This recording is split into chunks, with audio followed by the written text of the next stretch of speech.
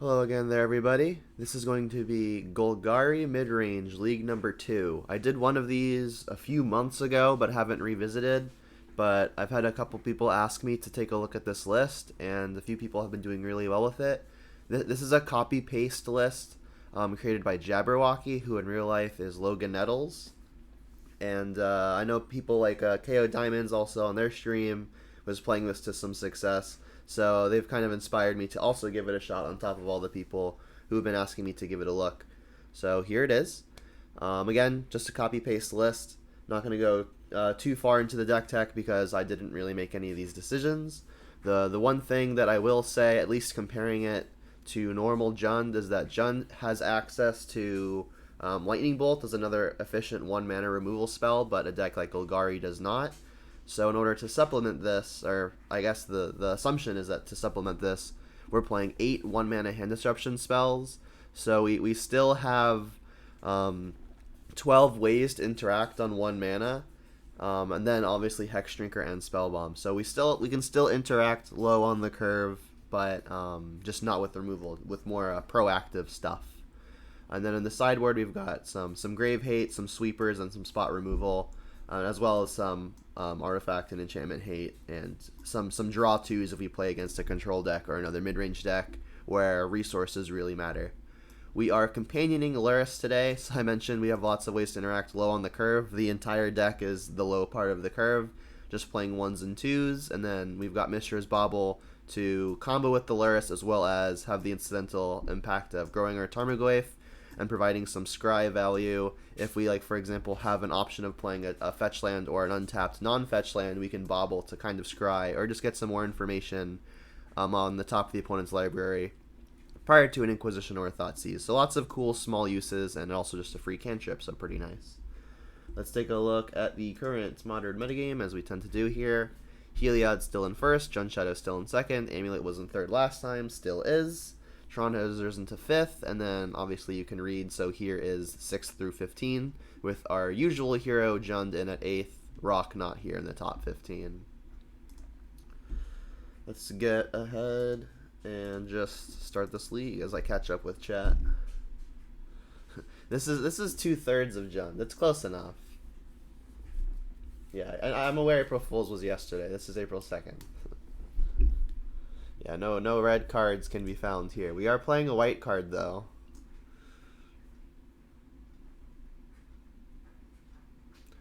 The Maelstrom Pulse, the Luris deck building restriction only means that permanents have to cost 2 or less. So Pulse is playable with the Luris Companion. That's why you see a lot of Death Shadow decks playing Kolaghan's Command in the main, or even sideboarding it in while still companioning. It just permanents need to cost 2 or less.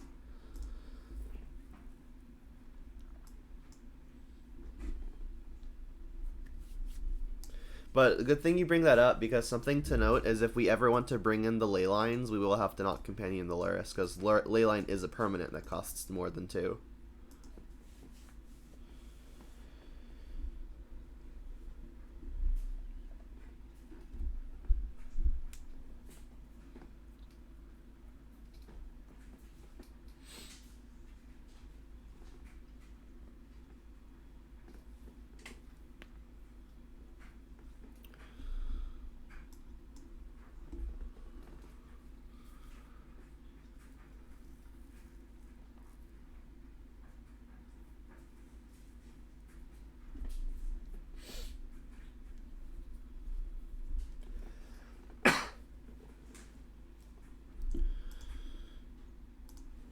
Reveal Luris.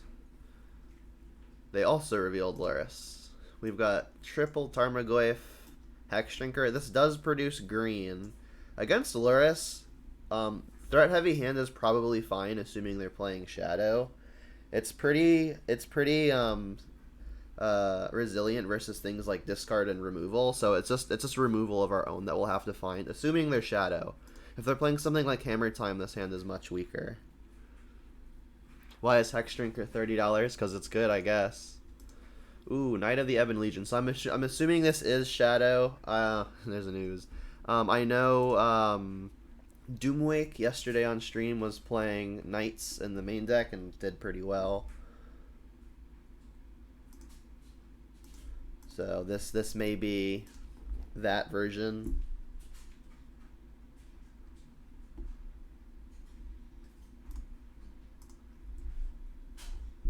So they are able to lose 4 life here between the fetch shock and paying 1. So if this knight gets to live, it is going to grow.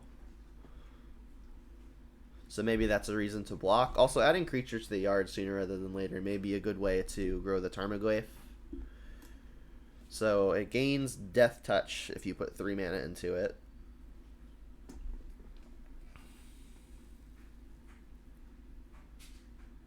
Right, they're just paying the life here so that this grows end step. They didn't have to do this now, but I guess it's pretty free. Bobble is a good draw because this means that we're going to grow our Tarmogoyf up to a 4/5. Unfortunately, that doesn't mean that we trade. I think it's still probably correct to play a Tarmogoyf. And I am going to play the Bobble. And because they play Inquisition Thoughtseize, if I'm going to sack it, I'll sack it on my opponent's turn. So they don't. If they do Inquisition Thoughtseize me, they don't get access to the Bobble card. Alright, and I could block just to use the opponent's turn to trade with Goyf, but I can't double spell next turn, so I'm not really pulling ahead even if my opponent is able to use their whole turn to kill my Goyf. If I were able to double spell, maybe play 2 threats, then I think maybe attempting to use the opponent's turn here is acceptable. But given that we can't even trade, I don't think it's worth it. And I will bobble my opponent at end step. The fetch land makes it awkward, but I mean, looking at my own card doesn't really provide any meaningful info either. Tarmogoyf of your own, yep. So if they fetch shock, their knight will grow, which means my bobble will actually get me some info. Hopefully they don't have a shadow on top of all of this. Alright, they've got kind of the nuts. Let's get some free info. Sign in Blood. So they can target me with that, but I doubt that's the plan. Need to find removal here. Alright, well I guess I do get to double spell. Don't think I'm attacking just to bump heads. So let's lead Inquisition. Jeez. Alright. Unfortunately we brick. They've got Sign in Blood on top. Let's just play another Tarmogoyf.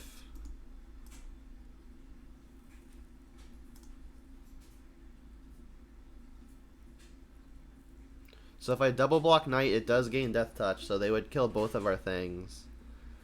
Not super interested in double blocking, although now they can't pump it.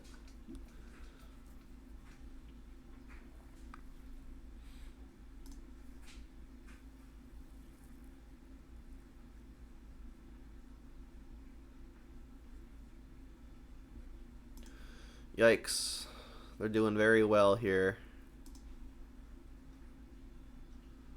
They're attacking with a shadow. I think I'm taking the double block. This thing is only getting bigger. And if this hits me, both of their Scourge is gonna grow. I think I take the double block here.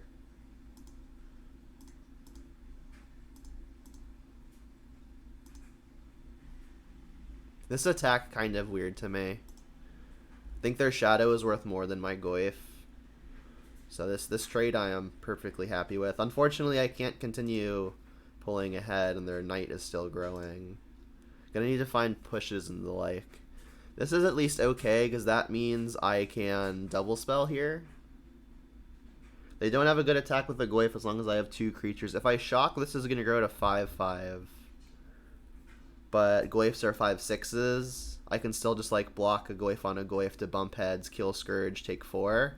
Which has this still growing, which I don't like, but I think it's better to just still play 2 spells than just play a creature and hold up a mana that doesn't do anything. So let's cast a Tarmogoyf, cast a Scavenging Ooze, say go. And Scavenging Ooze is also going to be pretty cool versus the opponent's own Luris plan.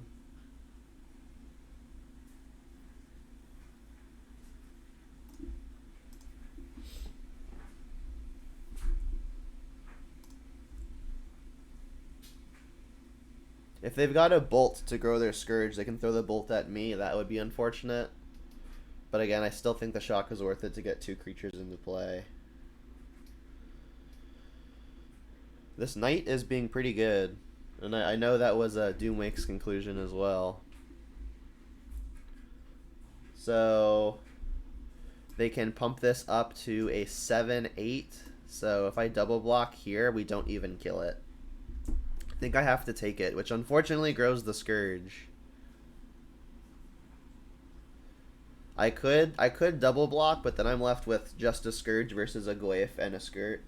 Just a an Ooze versus a Tarmogoyf and a Scourge. I think I have to take the hit and try to find a way to kill this. We played 2 Decay, 2 Trophy, 4 Fatal Push. So plenty of ways to do it. Hopefully this is just put Lurrus into hand. Another Scourge. They're drawing kind of hot, unfortunately.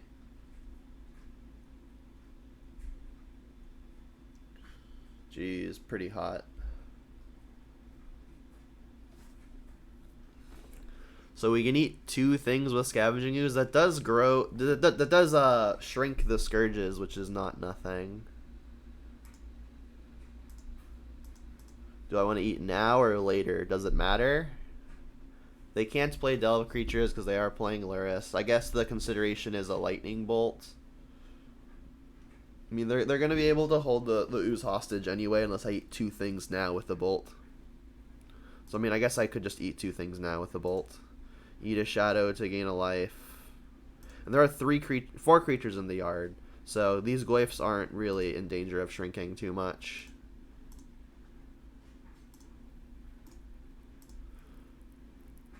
This Knight pretty much single-handedly putting the pressure on me. Now if they attack all, I may be forced to do something like double block a Scourge, chump the other Scourge. But then I just die to the Knight getting pumped, so this is going to get tricky pretty quick. Yeah, they probably just have an alpha attack here pretty handily. Okay, so now I need to think. So they're at 5, so if a Glyph can live through this attack, there is a chance I can come back. Like if they just somehow don't have a way to kill a Glyph, maybe I can surprise them if this was a misstep. But I mean, I doubt they're making mistakes here.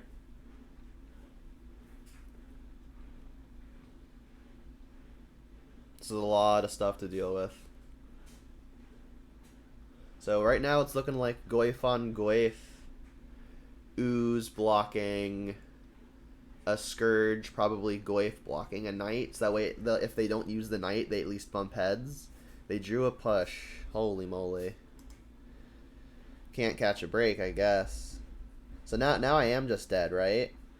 If I go to block, I have to block these 2, take 10, but they just activated, I take 13. Yeah, I'm just dead.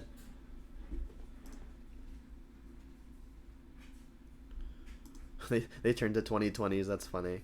Alright, so let's bring in Pulse, let's bring in Explosives, let's bring in Spell Bomb, and I think this is also probably a Knight's Whisper matchup. And Heartless Act also seems like it's going to be fine. Jund Shadow. I mean, honestly, this entire deck seems like it's going to be pretty fine versus Shadow. I guess the discard is probably the weakest. Thoughtseize being even weaker than Inquisition. I think maybe I just want to take out all of the hand disruption because I feel like the retroactive removal is better than the proactive discard. Gonna have to be worried about Veil of Summer. I guess Explosives is a good way to get around that. Need one more cut here. I don't know if I'm overloading on removal. Maybe I should cut a Spell Bomb. Spell Bomb is good for interacting with the Lurrus plan, and it's also good with our own Lurrus, but I feel like just having a removal spell might be better than third Spell Bomb when they're not a dedicated graveyard deck.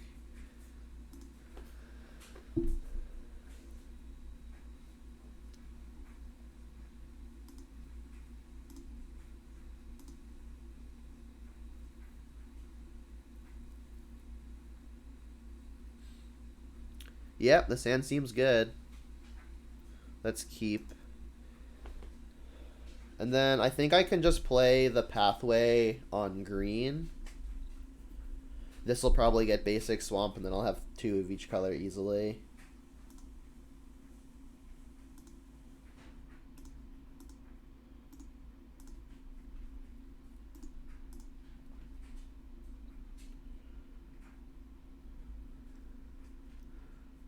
Thoughtseize. Yep. So I expected them to take my Dark Confidant here. But I mean, I guess any of these three are valid options. I mean, I'm going to have something to do on turn 2 no matter what, which is nice. Pulse, that might just mean they have multiple threats with the same name. I mean, if they've got a removal spell, I think... If without a removal spell, I think they almost have to take the Bob. Ooh, Goyf is nice, but I think the highest upside play comes from just playing the Bob. Let's get a basic swamp.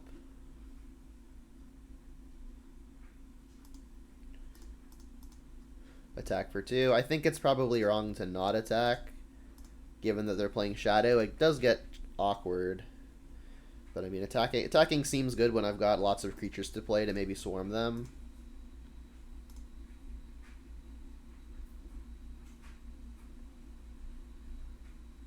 Goyf. Wow, so they actually are letting this Dark Confidant trigger. That's interesting. Reveal the land, hit a bauble. I could Night's Whisper in an attempt to find a removal spell, but there's only Fatal Push at 1 mana. Most of our things are like Decay, Trophy, Pulse. I guess what I could do is I could bauble myself, and then if the top card is a push, then that might be a route that I'm interested in. So only if it's a push, I'll Night's Whisper. It's another Dark Confidant. Alright, so I guess that means I'm going to Goyf play Overgrown Tomb tapped. I guess there's actually a reason to not play tap lands, because Hexdrinker growing is a real thing. So let's play the Tarmogoyf for sure. And then I guess I'll play the Pathway and grow the Hexdrinker, playing this as a black source. We've got Goyf on top, right? Yeah. Or sorry, it was a Bob on top. So yeah, black source grow Hexdrinker seems like it's just fine.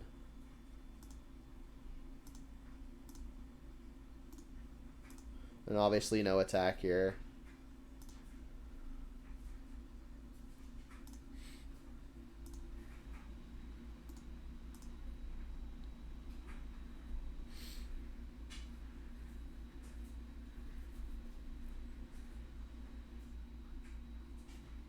It's the Kolaghan's command, maybe?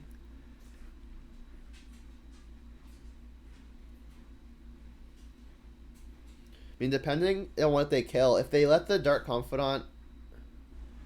I would say if they let the Dark Confidant live, great, but if they don't, I may just want to grow the Hexdrinker to be protection from instants, and then eventually protection from everything. I'll just discard a land here.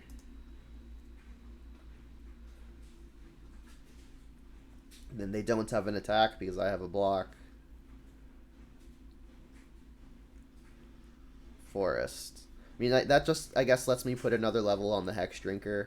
I could double spell here, but I feel like as long as this can get out of range and they can't Liliana me, I guess they can never Liliana me because of Luris. If this gets out of instant and sorcery range, I feel like I may just be able to level it all the way and win with it.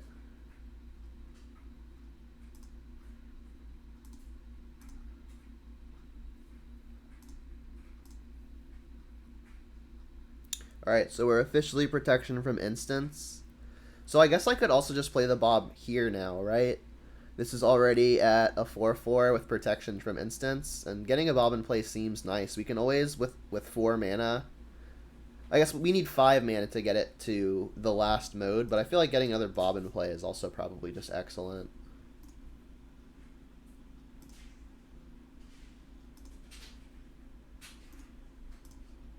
So this is going all right.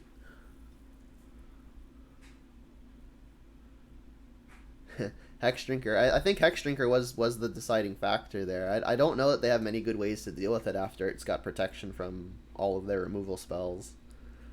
I guess they could be playing like a Bloodchief's Thirst, which would be a sorcery way to deal with it, but it's probably not super likely. I think I like running it back.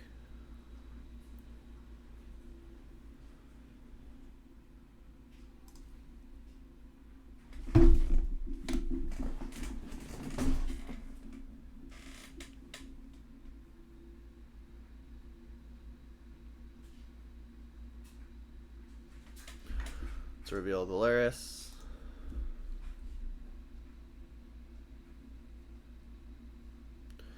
Unfortunately, we cannot keep a 0 in hand, so this will be a mulligan. And this is better. Keep. I think I'm just going to bottom the Bauble. I mean, the rest of my hand is great. Bauble, though, will help me dig towards a creature of my own. And my hand is 3 removal spells and a draw spell, so maybe I should just be bottoming a removal spell with the intention of hopefully finding a threat with the Bauble. And I guess I'll just bottom the most expensive one, which would be the Pulse, if that's the route that I'm going, and I think it is. Maybe it is just correct to ditch the Bauble, though. Bauble comboing with Luris is pretty nice. Let's ditch the Pulse and then assume that 2 removal spells will be good, at least in the early game. Oh, and they put us on the play. That's interesting. Glad I didn't yield through the turn by accident. So definitely going to cast the Bauble. If they play a Knight of the Ebon Legion, I guess that would be a reason to have this on black already.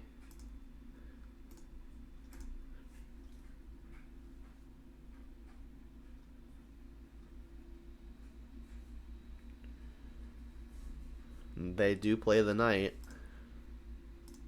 I do think I want to push it, because next turn I'm going to want to use my mana on the Knight's Whisper.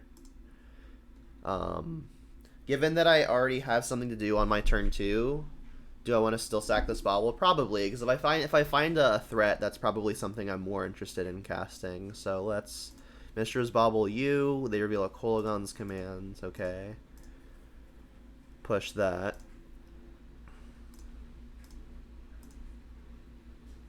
Blooming Marsh. Alright, well, I guess I'll just Blooming Marsh, Knight's Whisper. No reason to do anything else. And a threat and another removal spell. Pretty good.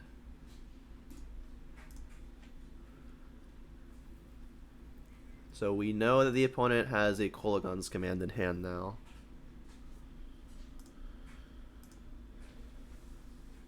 Thoughtseize, yep.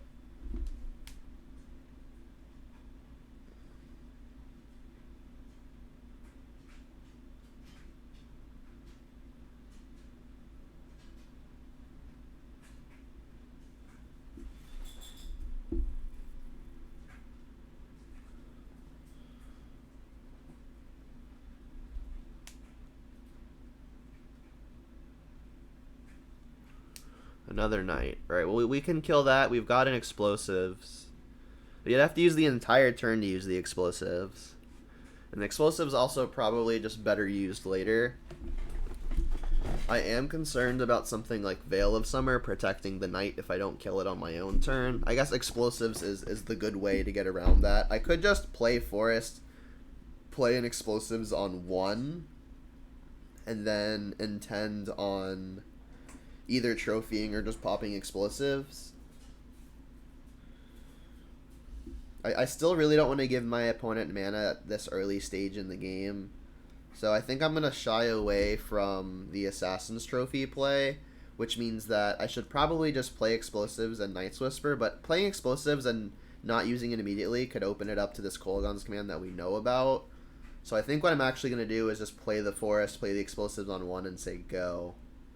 Alternatively, I could just put Luris into hand. But then the following turn, I guess I can play Luris. I only have 1 mana left over, so playing only Luris into a face of Knight and whatever else they plan on playing doesn't seem strong. This just looks like land engineered Explosives on 1, go.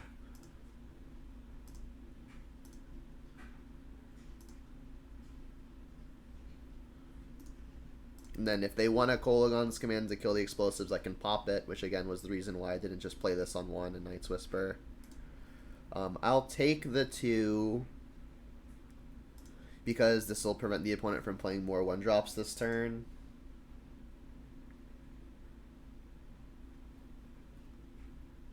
Scourge is a 4/4. Yep. Alright, and they didn't have the land. Do I just pop this thing? Probably should. This could turn on things like Death's Shadow, but while I am concerned about that, it's hard to not use my mana when I've got other things I need to be doing. Ooze is interesting. 3 creatures in yard, so we can't quite shrink this Scourge enough yet. I could play Verdant. I would go to 15. I can then, if I get basic Forest, I can grow Ooze up to a 4/4, which is out of Bolt range, out of Kolaghan's command range.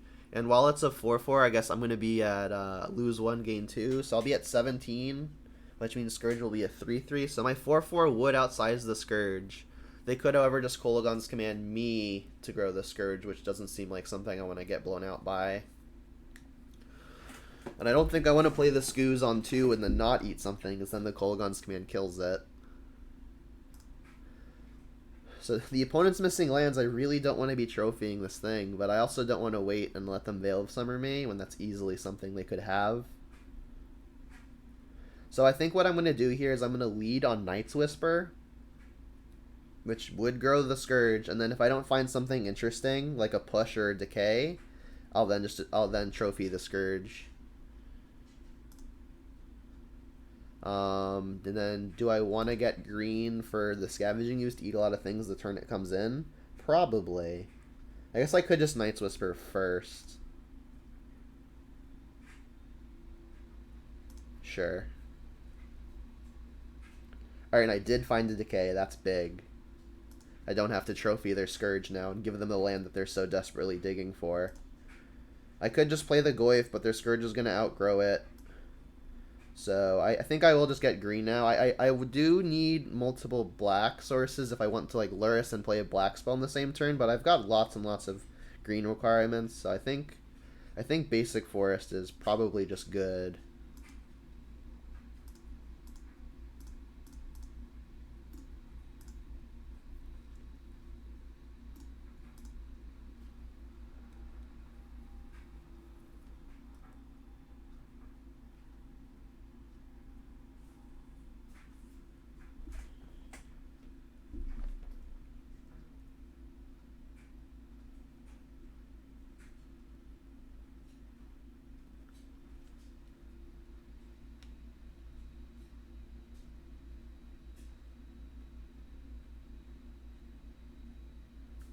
So they are casting a Kroxa. I'm going to discard probably just the trophy at this point.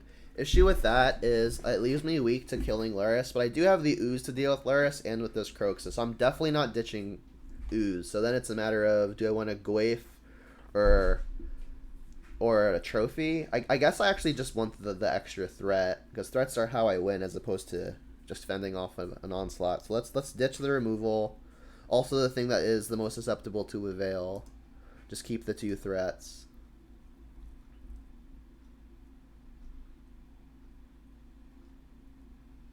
And then if they play a Shadow here as a 3/3, it will be unfortunate, but I can take a couple hits. An Inquisition or a Thoughtseize would be annoying. Okay, it's just a Shadow. Cool. So what I think I'm doing now is I'm going to play Scourge, eat the Kroxa so they can't escape it, and play Goyf, so I'll have my Scavenging Ooze out of Kolaghan's command range. The issue with also playing Goyf, though, is in this Kolaghan's command can buy back a creature, which I'm not super interested in letting the opponent do. Definitely getting rid of this Kroxa immediately. But the Kolaghan's command can make me discard a card. So I mean, I think I'm just playing this Goyf here. I mean, it's also going to be able to block the Shadow, which is nice. Thing is, like, if they Kolaghan's command, they have to find a land. If they Kolaghan's command buy back a Knight or a Scourge, it could be something I'm worried about. But I mean, I think a Goyf more effectively stops their Shadow, and also they could just like have me discard a card, buy back a creature anyway, and like I think I really need my Goyf to live. So let's just play it. This would be their turn to use the Kolaghan's command. This is going okay.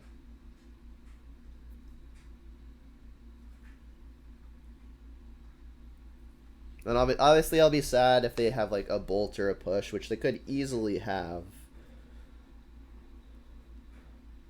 Yeah. And then I could just block to trade, but I don't think I'm super interested in that when I know the opponent has a Kolaghan's Command. And a Knight, okay. Ooh. Hexdrinker is interesting. So 4 mana gets it up to a 4/4. And then I can still eat something with the Ooze to make their Kolaghan's Command worse. What's up, Mom?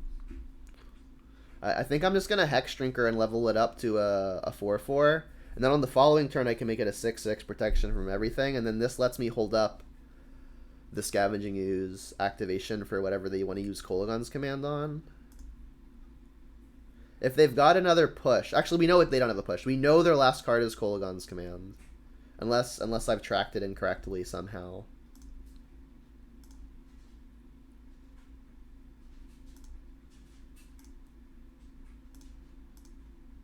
Yeah, they're just yielded to this. And then I'll hold up the green. Next turn, I can just pay 5 to make it a 6/6 protection anyway. I think holding up the green is going to be good here. I don't want to attack because I don't want to grow their shadow for free. I guess they could always Kolaghan's Command themselves to make it a 5/5. I'm never double blocking. But like if they make that attack, they just die, right? Like if they spend their Kolaghan's Command shocking themselves and attacking all, I could just take the hit and then they die. So I think I'm just passing here and then forcing them to deal with the Hexdrinker with protection from their deck.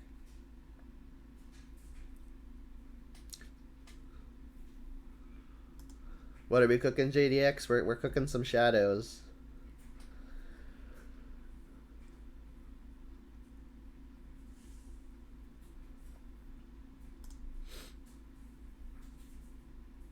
Attacking with just a Knight. I think this is fine. Oh, it's Friday, so what are we cooking? Probably just a sandwich. I'll take the 1. If they want to spend 3 mana pumping it, that seems fine.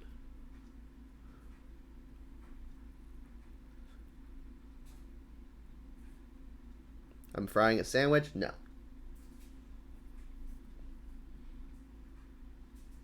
Frying Death Shadows. Yeah, I don't think they can spend their mana activating this. It doesn't seem like a good use of their turn. It's gotta be fried? I guess I'll try. I've never had a fried sandwich before. I guess unless you count like a KFC sandwich. Alright, so we know they've got Kolaghan's Command. If I go to eat an opponent's creature now, they'll just buy it back. So I guess I'll eat one of my own. So I do want this thing to grow. We have Luris, so I guess there is actually a real decision as to which one we should be exiling here. I think a Goyf is going to be better than another Scavenging Ooze, even if the first Ooze dies. So I'll get rid of the Ooze.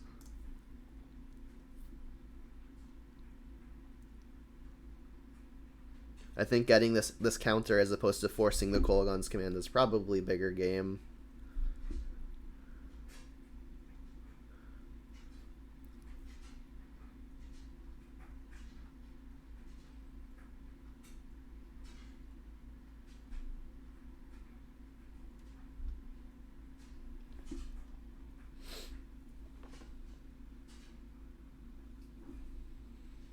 Buyback Scourge. Shock me.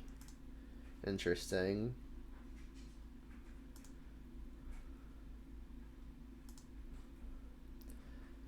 Oh, wow. Do they just die now? We can decay the shadow, eat 2 things, they die, right? We've got enough green to do it all.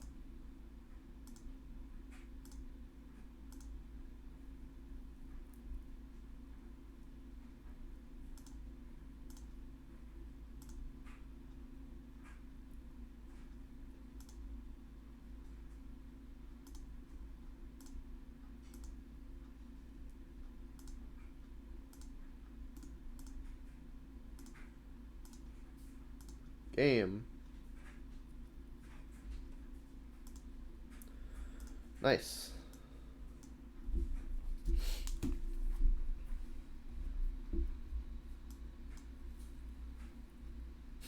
A power play? Yeah, I guess that's a power play.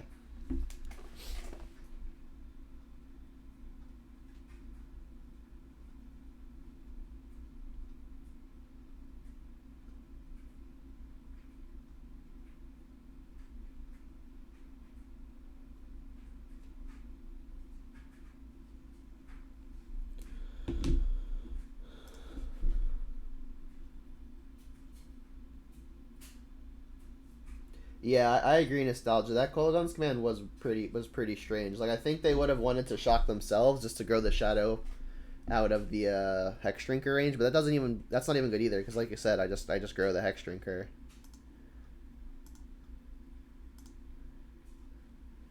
Yeah, sounds fine. A little awkward that Hissing Quagmire is a tapped land, so maybe I get Overgrown Tomb here, so that way if I find a threat on 2, I can have the option of playing that. But discard is so much better being played first. So I mean, I'm probably just gonna get Overgrown Tomb here and double discard. And then I didn't have a fetch land or I didn't have a fetch land and a duel to pair the bobble with. So I think I'm actually just going to bobble the opponent now to get some information on what I want to discard. Deprive, okay, so that's Inquisition. So they are playing, looks like Merfolk. So Deprive is a pretty bad draw for them. I should probably just take the Vial. They're going to be able to Benthic Biomancer, but I'm not super concerned about that. And I think I just want to take their play that prevents instant speed shenanigans. So I'll take the Vial. And then they are drawing the Deprive.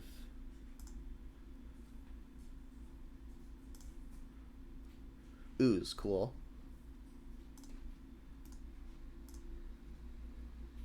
So there's the Benthic Biomancer. Tarmogoyf's a nice hit as well.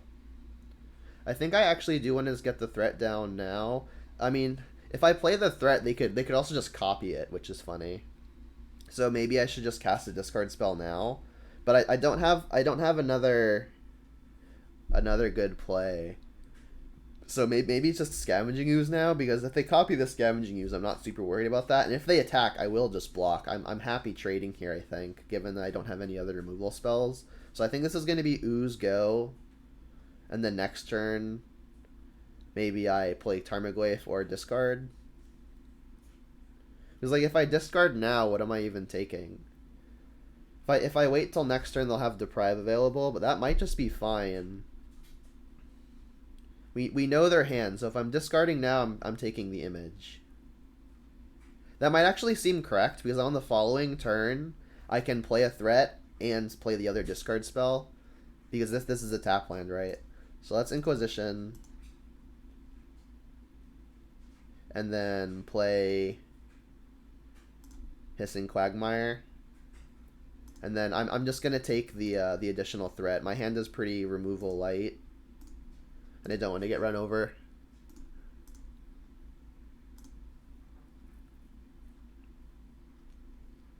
I wonder if they activate this for an additional damage. They choose not to. Alright, so now I can lead on Thoughtseize. If they try to deprive it, that's fine. And then I can play another threat off of the Field of Ruin. And the Field of Ruin is also, I didn't mention before, a nice answer to the Mutavault.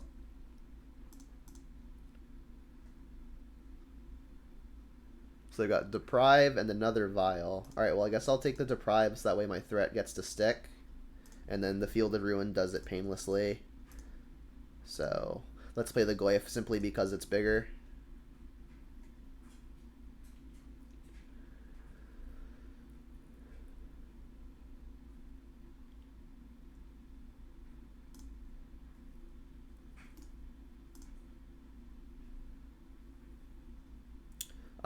This probably means the opponent has found the thing that like taps a creature and makes it lose abilities. So if I block, Goyf actually becomes an 0-1 if they've got it, and then my Goyf dies. So I think this is a pretty good attack, or at least a good bluff. So yeah, it looks like that's what they've got. I don't think second Goyf really changes that. I think I'm probably just gonna play Scavenging Ooze here, and then probably Shock just so I can eat multiple things. Although there's actually only one creature in the yard, so... I guess I could play Overgrown Tomb untapped and just play 2 things. But 12 is getting kind of low, especially if they've got a flash creature and this Mutavault in play already. So I think I actually just want to play the Ooze, play this tapped, and then probably eat the image. I guess we'll just see if this resolves before anything. It doesn't. Okay. So now what I could do is Shock Tomb, play Goyf, and then if they attack, I can double block, and then I at least get to kill this. I still have the field for the Mutavault, and I'll still be left with the Goyf. That seems fine. I could attack. The opponent can't reliably activate Mutavault and flash in their 2/2, and like I've got so much pressure that I think I can actually start putting him on the back foot if I attack here. Dismember doesn't even kill a Goyf out of 5/6.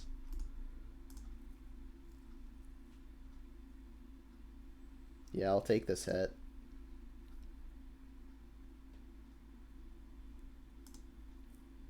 So if I attack and they actually have the thing that I'm worried about, then it still actually does work. So maybe my attacks were a little weird. I guess I can bobble, target myself. If I like the card on top, I'll draw it, and if I don't, I can then activate Field of Ruin to find something else. We've got a Blooming Marsh. I definitely don't want that. So let's hit this Mutavault. And then I guess I'll get green here. If I find an Ooze, it'll eat more things.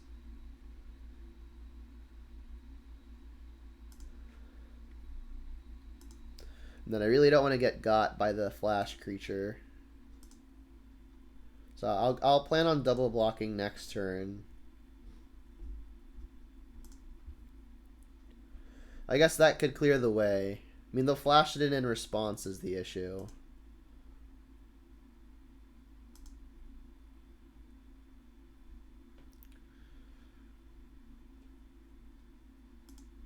I mean, if they've got it, they've got it.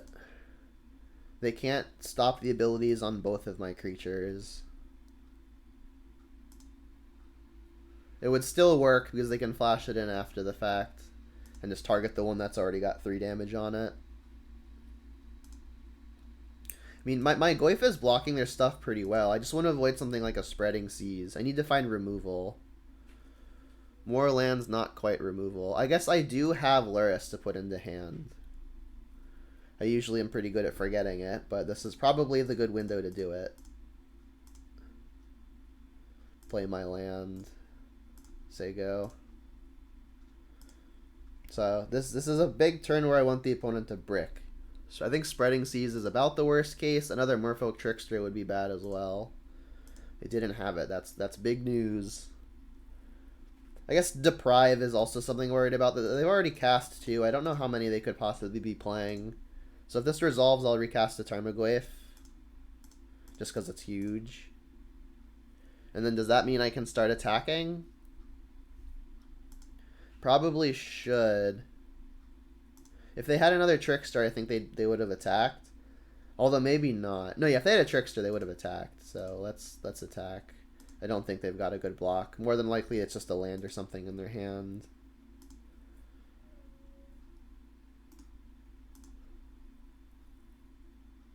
Master. Oof. Need a Fatal Push for that, but even then, we don't really have Revolt.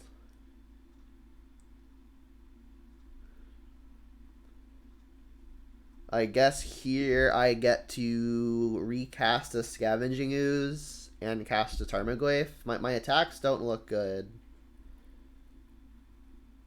Maybe I should just play a Bubble, though, because that would help me dig towards a Fatal Push. I guess Assassin's Trophy or Maelstrom Pulse would also work. So that's 8 things in the deck. Maybe I should just dig towards it. If I play the Tarmogoyf and the Bobble and just have 4 things in play, I can go block, block, block, block, but then I take 8 and die. I think I need a Shields up here. which involves playing Scavenging Ooze.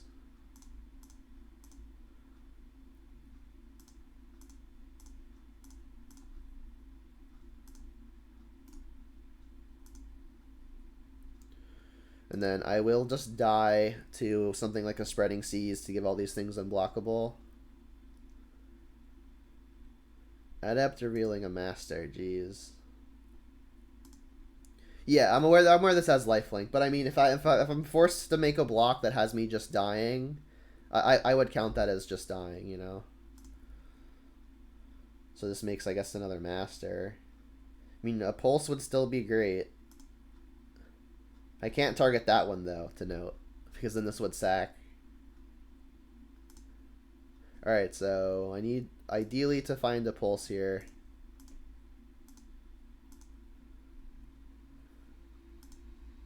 There's only one though. More discard, not good. We know their hand is a master, so we would actually get to take it. Doesn't seem like a game I'm winning though.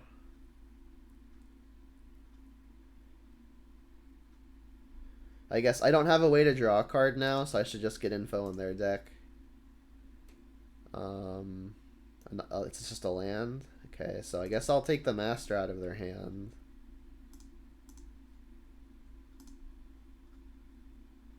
And then I think I am just dead if they alpha. I guess if I find like a push here, I still don't have revolt. All right, another land isn't going to do it. So if they attack all, I think they're winning.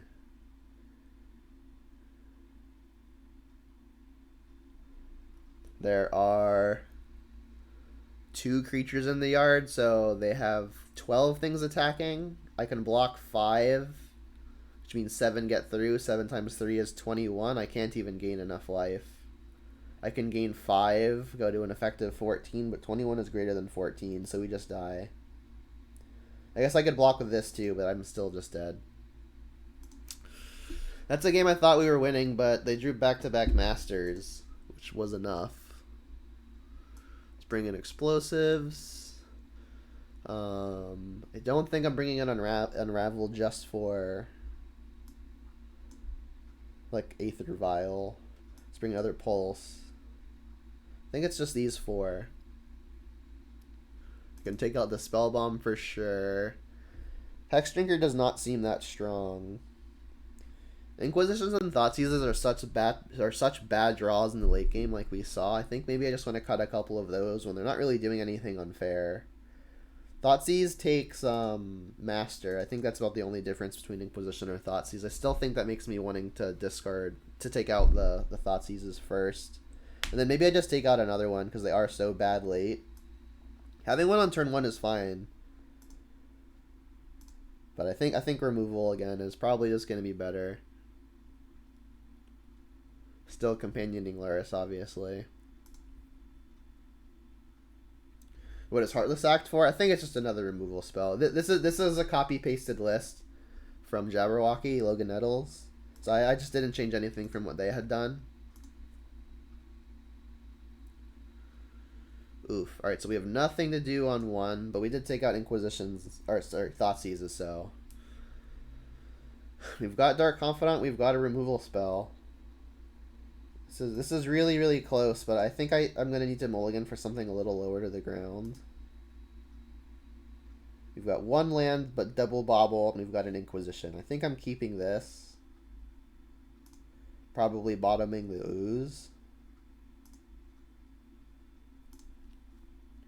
Then I'll bobble them first to get some information on what I want to take. It's an Aether Vial on top. Brutal. Well, that's the safest place for it. They've got Chalice, Image, Silvergill, Biomancer. Well, the Chalices don't actually look like they're going to do a whole lot here. They're going to stop things like Fatal Push. That's probably about it. I think I should probably just take a creature here. I guess it's going to be Silvergill because that one draws a card and combos with the Image. And then I will play other Bobble because drawing land is probably going to be pretty important. I'll pop it on my opponent's turn when I have a new card to gain info from. So need to find the land. Cool. There's the Vial, which we knew they were drawing. Island Vial. Yep. And then now I can Bobble them just to get more info. I mean, I did already draw the land, so I don't have to Bobble now, but I don't see a reason not to. And they're drawing Deprive. These are two good draws, though, because now if I want, I can Inquisition and get Hexdrinker down. And I think I do, if I plan on getting Hexdrinker down, need to do it now because of Double Chalice. So let's Deprive. Sorry, Inquisition. Probably take Deprive. No, I think since I'm going to be able to get a creature down, it's probably better to just take a threat. So between Biomancer and Image, I think it's got to be Image, because like I'm actually kind of afraid of the opponent as having a Hexdrinker. So I'll take the Image, leave him with the Biomancer, I believe, and then play a Hexdrinker.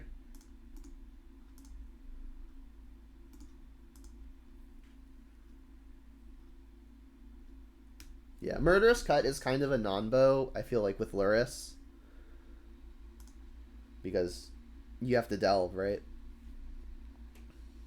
Alright, so if I attack, the opponent can just Vial in a Biomancer. I would love to play Tarmogoyf this turn, so I don't think I'm spending time just leveling this up. I think I'm just going to Goyf, Quagmire, pass.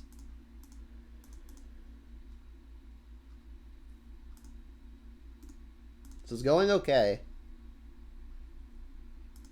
Don't think I want to trade for this when this can grow.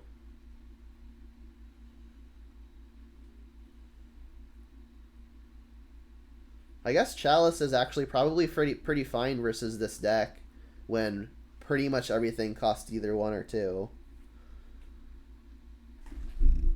It's like Bobble and Pulse are the exceptions. Alright, so they've got Violet too, and then they can also activate Biomancer. Another land. It's probably just time to start growing the Hexdrinker. I mean, I don't really want to pulse any of these things, really.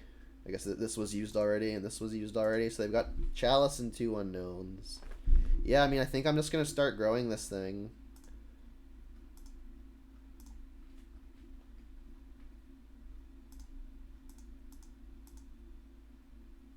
Alright, so if we can get it activated one more time, they can't target it with any instance. I guess like the only thing I'm actually worried about on the instant front is like Vapor Snag and Dismember.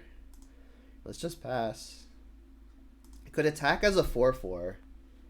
Is that worth it? I guess we know the Biomancer is in play, so if one of the 2 cards we don't know about is a Lord, they could double block.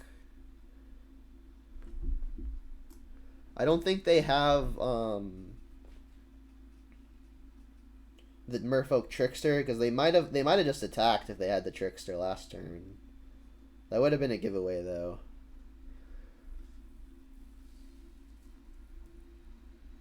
If they violence something at 2, am I worried about the attacks on the way back? I mean, I feel like I have to start attacking. I can grow Tarmogoyf up to a 4/5 at instant speed because there isn't a land in the yard yet. So yeah, let's attack with a Goyf. I've got to start winning. Sure. If this hits a Merfolk Trickster, that's how it bites me. But I mean, I'm pretty sure they don't have it at least going into the activation. They discarded Artifact. Oh, please don't find it. Did you find it? Okay, it's a Silvergill. I can deal with that. It is annoying, but I can deal with it.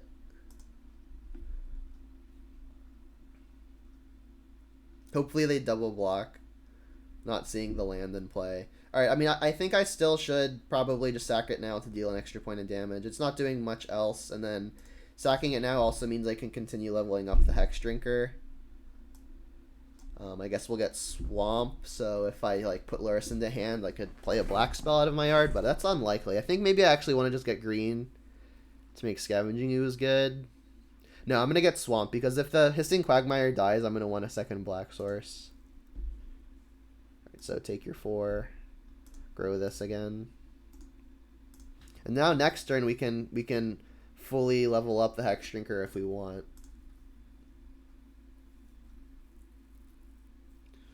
There's the Master.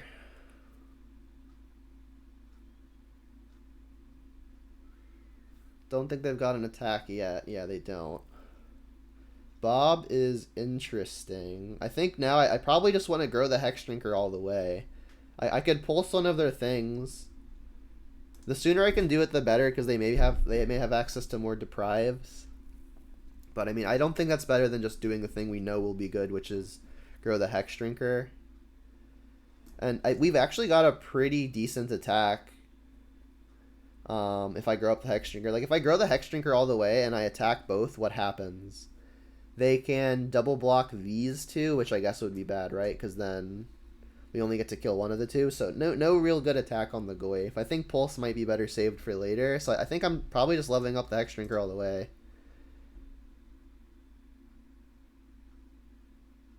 Like they can't react with an instant. They could have a Trickster, but if they had Trickster, they almost definitely would have used it last turn. So I'm assuming no Trickster. Alright, so now we've got a 6/6 protection from everything. Is it worth an attack with it?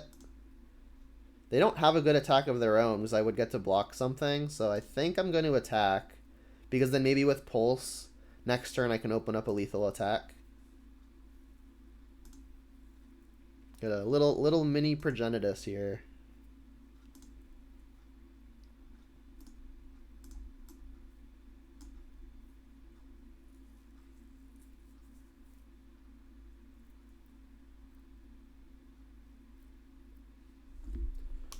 So what I'm worried about now is Master, which they could Violin and potentially be hazardous. So what I might have to do is hit the Master to try to make it worse, but they could always just flash it in response, which makes me nervous. Master is probably going to be what kills me here, if they kill me.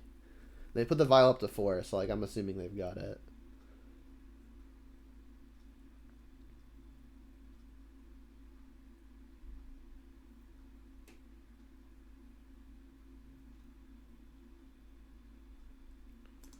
They could have Trickster. I think if you've got Trickster, it's gonna suck, but I don't think I can take the hit. Guess I just block the bigger thing.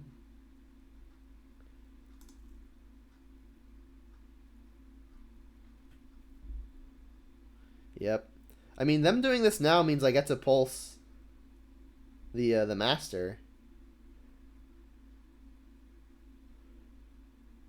I guess I can play around Spell Pierce by playing the Swamp first, and then I have to hope their last card isn't Deprive. If their last card is Deprive, then it is what it is, I guess. Damn. Alright, well now I probably can't even attack. I guess if I attack, they can't block. Am I able to survive an attack? I can block something, take... I guess I would probably block this, take 5 plus 10 is 15. That has me dead. So, I mean, I can play Dark Confidant, attack, and then if I can somehow survive, I'll win. I guess I can go block, take 12.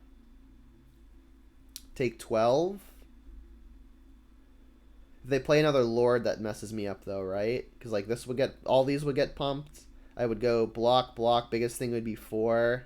And then, it's 4 plus 10. So I am just dead to another Lord. But if I'm just sitting back, I don't think I can win. So I'll play another blocker, attack for 6, get you to lethal next turn. Because again, they can't block protection from everything. So I need to avoid a Lord here, I believe.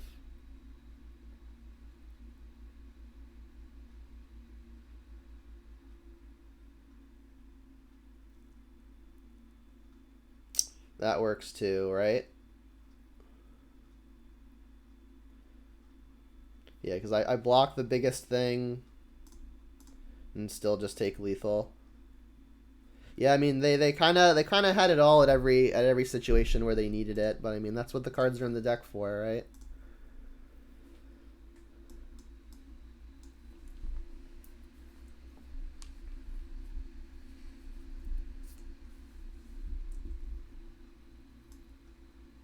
mean, I think I played that about as well as I could have. Let me know if you would have done anything differently.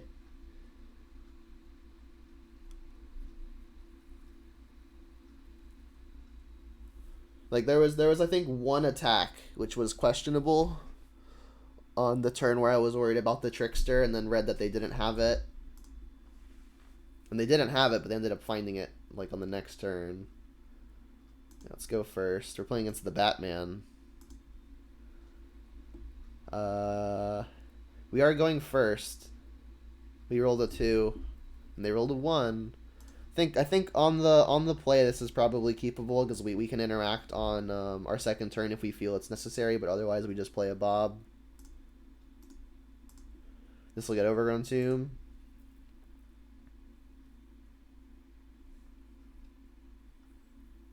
Is it a mirror of some kind? Well, obviously we're not a mirror because we're not playing red. If they've got red and 6, it'll be pretty unfortunate. Yeah, it looks like they probably got the red and 6. That would kill the red and 6, and the red and 6 is going to be really good versus Dark Confidant. I mean, it's going to be hard to not play it though if we don't find something else to do.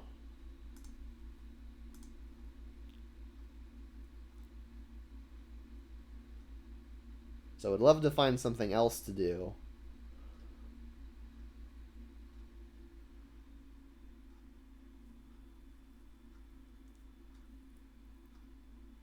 That's something else to do. So obviously, like versus Blackleaf Cliffs, Dark Confidant is typically pretty good, but versus specifically Ren and 6, it's going to be pretty bad. Alright, well, I mean, again, if I don't find something better to do, I'll just play the Bob. I guess I can put Luris into hand now.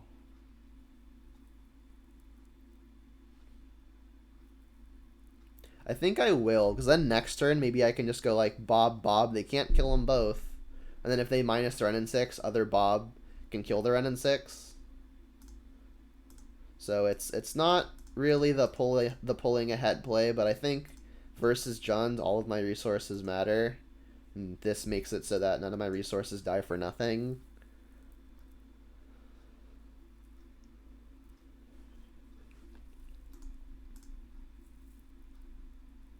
Goyf, sure.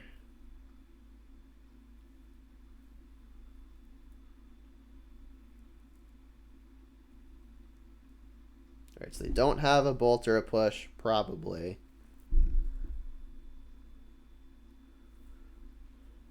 Alright, I guess I'm just going to play the path, go Bob, Bob, and the next turn I can Luris and play a threat out of my yard. So we drew a swamp. This is probably going to be good as a green, because I do plan on replaying Ooze.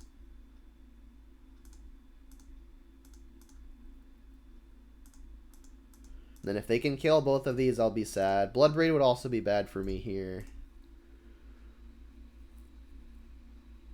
So a lot of stuff I really don't want to see. I'm hoping their hand is just like all creatures or something. All non-Bloodbraid creatures, that is. Darn. Is this a Liliana too? That'd be brutal. Jeez. Alright, well, I mean, we get to Luris replay something.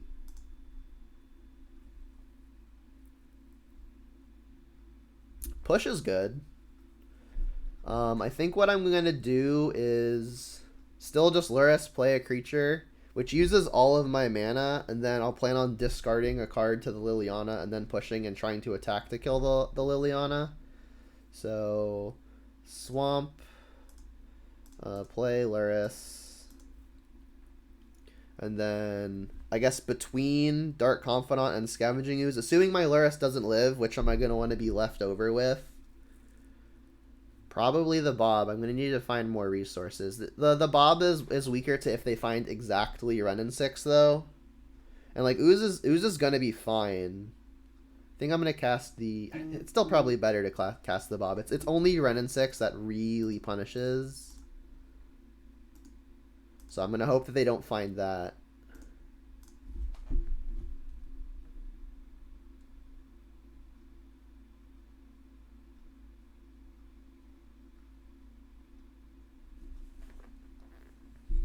This might just be a Ravine activation, and if it is, I'm feeling good.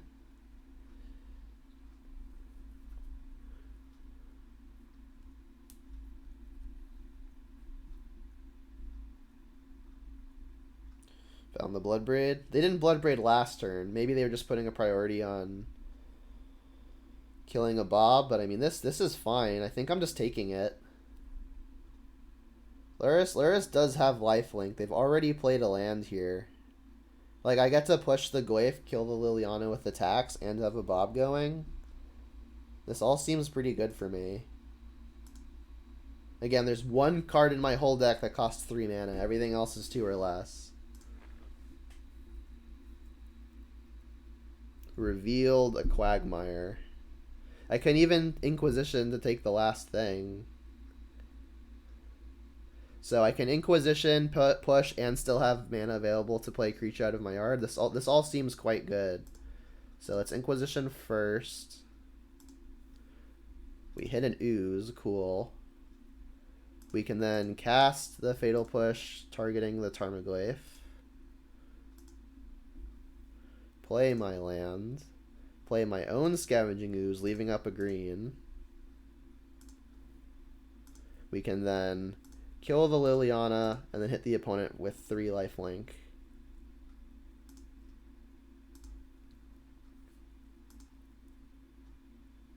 Seems good. So I could eat something now to play around Kolaghan's Command Shocking in response.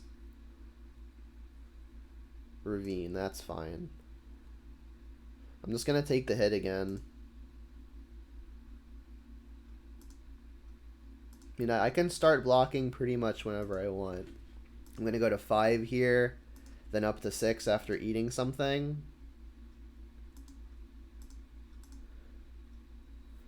And then up to 9 again.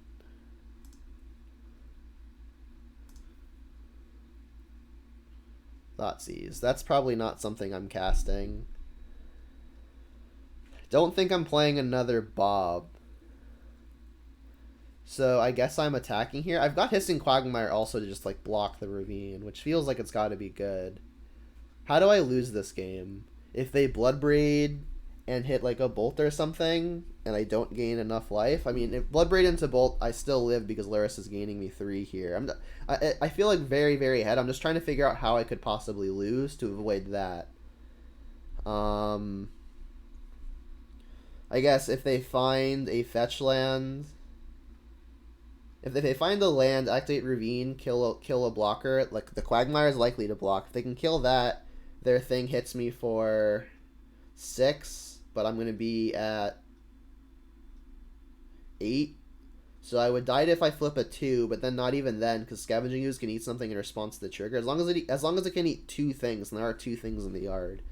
So I think I can't lose as long as I just continue to attack all. I can still also play a Hex Drinker.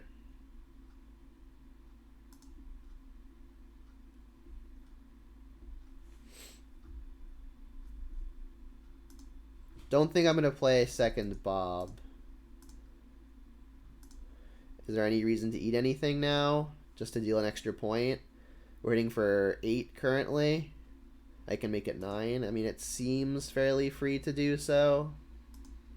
I guess Kolaghan's Command could make it awkward, but even then, not really. Because like Kolaghan's Command can make it awkward, because like if they try to kill Hex Drinker, I can't like activate Quagmire and continue eating something. That's probably fine. I feel like I can't really lose here. I'm not going to level up. I'm just going to leave up a Quagmire. I'm just trying to avoid all possible situations where I could lose. Alright, so playing against Jund, which feels like it's got to be a pretty fine matchup. Spellbomb's going to be fine. They're playing Ren and 6, so while we saw the Raging Ravine be good there, I don't think Rain of Tears is worth it. They're playing Jund, so let's bring in the draw 2s. And I also probably want to bring in the Explosives just because it has the potential to multi for 1. I don't think I want Heartless Act. I feel like all of the other spot removal is probably better. You know, maybe I bring in Heartless Act for a trophy. Like trophy kills walkers, but in every other instance where I want to kill a creature, like turns 5 or earlier, like not giving the opponent a land seems like it's gonna be a pretty big deal. Versus Renin 6, despite Bob being so good, I think I will shave a couple of them. They'll be good in a top deck war where I have an okay life total, but if the opponent plays the Renin 6, the Bob just looks too silly. And then I definitely want to cut as much discard as possible, so maybe I even bring some Bobs back in. This discard is pretty horrendous in mirrors. So yeah, maybe I do just bring Bob. Okay, so I could actually bring one Bob and like the Heartless Act in. Just keep one Bob out, I guess. Because I would love to cut these other Inquisitions. So yeah, Heartless Act almost definitely better than Inquisition. I'll shave one Bob as the hedge versus the Luris, or hedge versus the Renin 6.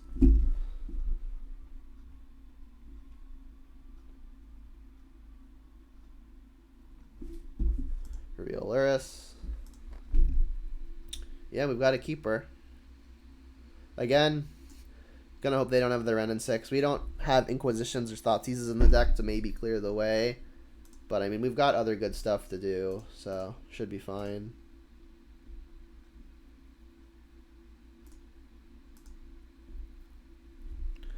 Probably just gonna shock, play a Tomb here. Not really looking to cast Trophy anytime soon. Definitely want to cast Spell Bomb. Let's just shock, play the Spell Bomb.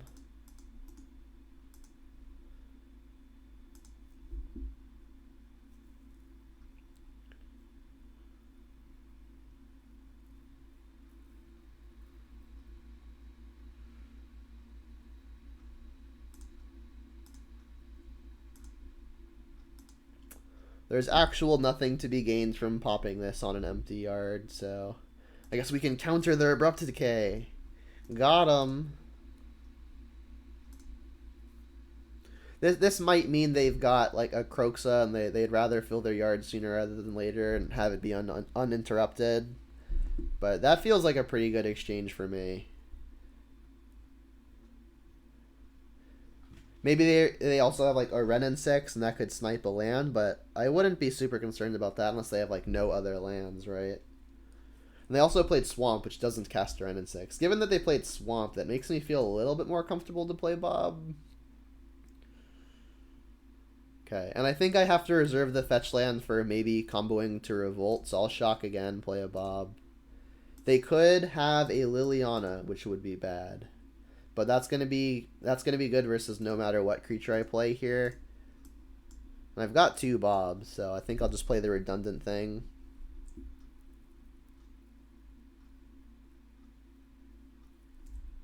Molding? I'm not sure what you mean.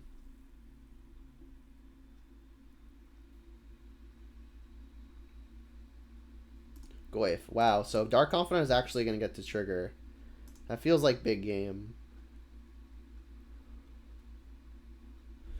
We revealed a Bobble. they cared so much about first Spell Bomb. I mean, I still think this turn is probably play Goyf, play Push, attack for 2. Also play Bobble, obviously.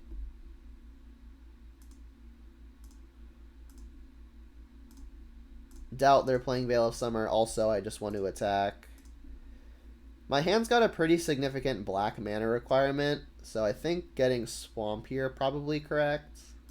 And I don't think I want to play second Bob.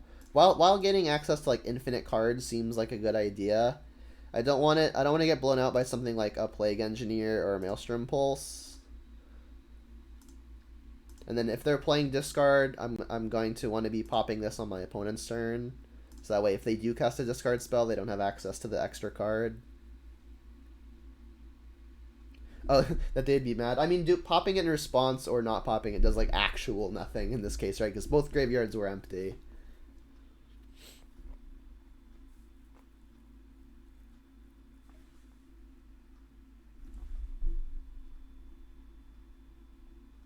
We've gotten 4 spam calls already in the past hour and a half.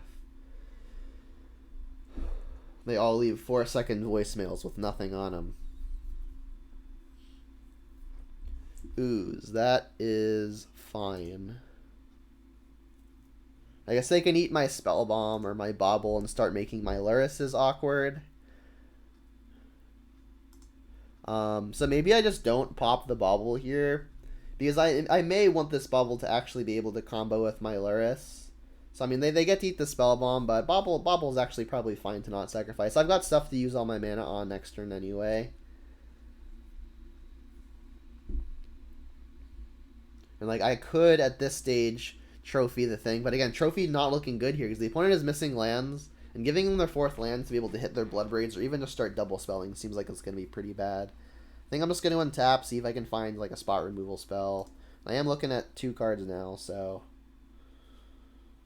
revealed explosives, take 0, cool. That is a removal spell, but not quite the one I was hoping for. I mean, I guess I just attack. Again, I could trophy, but it doesn't feel like it's going to be very good. I mean, I think I'm going to do it. Because, like, what am I doing otherwise? I can play Spell Bomb.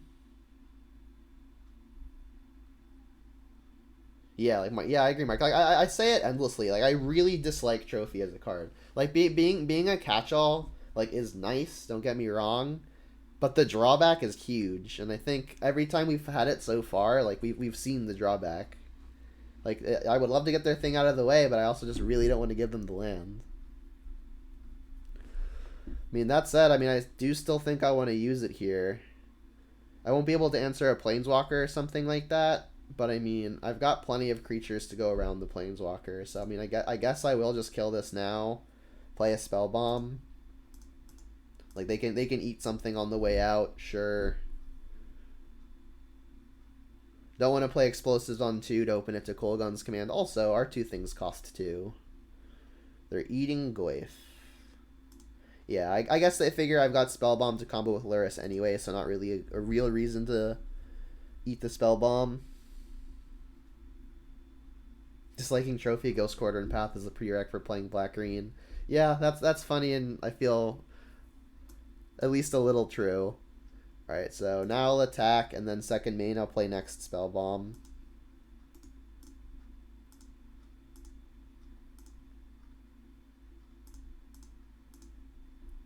And now I think I will pop the Bobble on my opponent's turn.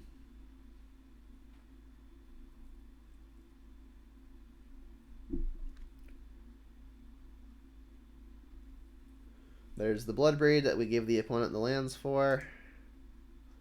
They hit Fatal Push. Annoying. They're killing Goyf? That seems wrong, but okay.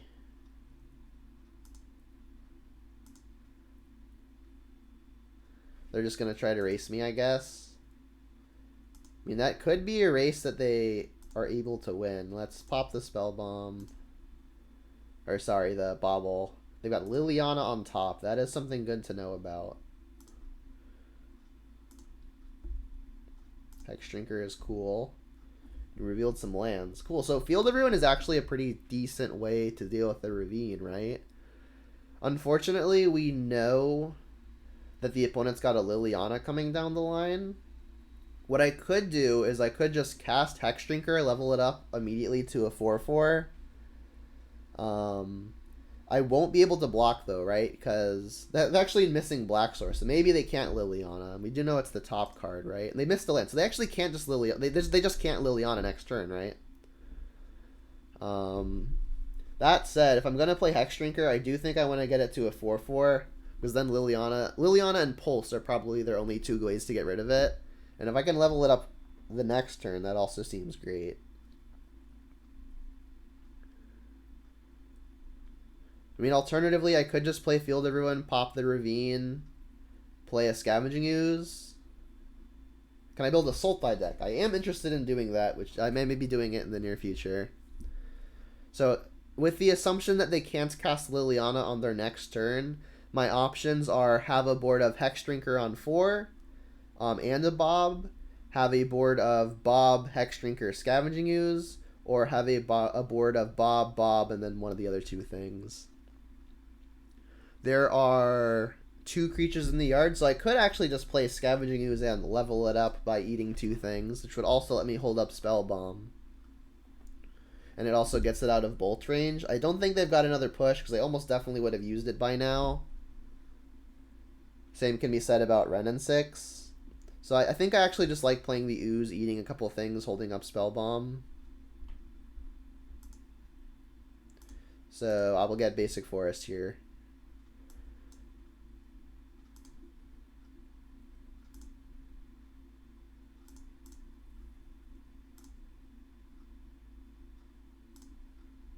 And at this point, if they do somehow have a green source that I don't know about, I'll be kind of just happy having a 4/4 Ooze in play. Baby Jace, yeah. The Bob's not blocking, so I'll attack.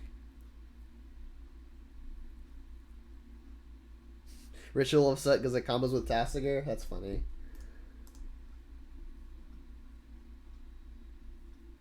Doesn't kill the Eldrazi, though. Explosives on 2. Ouch. Alright, well, I guess there's a punish for not playing a 1-drop. I don't usually play Engineered Explosives while I'm also playing Bloodbraid, so that's not really something I had thought about.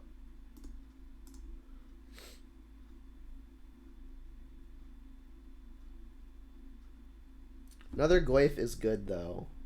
So now if I want, I can go Field, play Bob, play Tarmogoyf, play Hexdrinker. If they Liliana, they can't Edict at all. Yeah, I mean, I guess I'm just going to go threat, try to overwhelm them while they're still relatively stuck on mana. I mean, maybe I just get the Hexdrinker leveled up, but leveling up Hexdrinker in front of a Liliana that can just Edict it doesn't seem great. So I guess I'm just going to play all of the creatures here.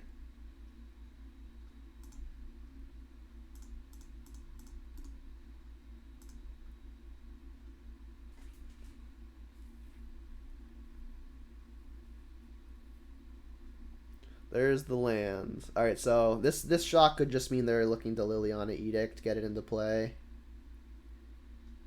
Kalidas. Okay, that's worrisome. The read is no Lightning Bolt, so as early as next turn they're going to Liliana Edict and start getting the Kalidas going. Which does make me concerned, but we've got a few different answers we could find to it.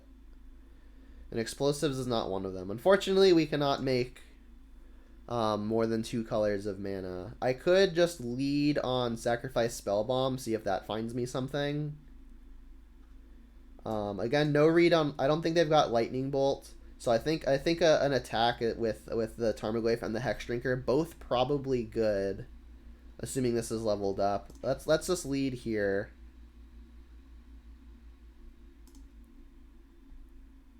Draw our card.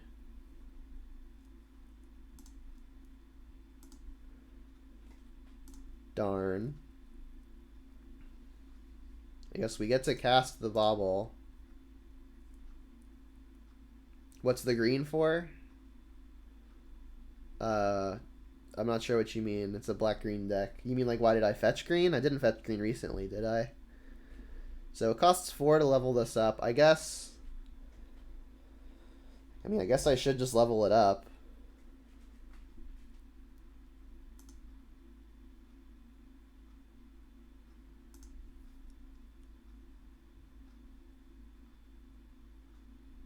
They're not Liliana plussing, so I guess I can pretty freely just play this land here. Alright, so we got protection from instants. Cool. Alright, so they didn't have the bolt, which again was the read. I guess we could draw a trophy. Getting information off the opponent's library isn't super big, so I guess let's bobble ourselves. If we see a trophy on top, that's going to impact how I want to attack. There's a Knight's Whisper on top. So I guess I'm just going to attack, probably level this up again in the second main. Like if they want to double block, I'll kill the Kalidas to trade with it. Probably worth it.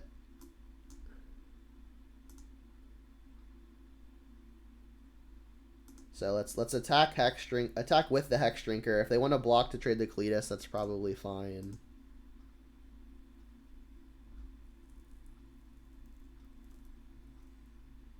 I know Aspiring Spike very recently played a Sultai list, and they've been performing pretty well with it.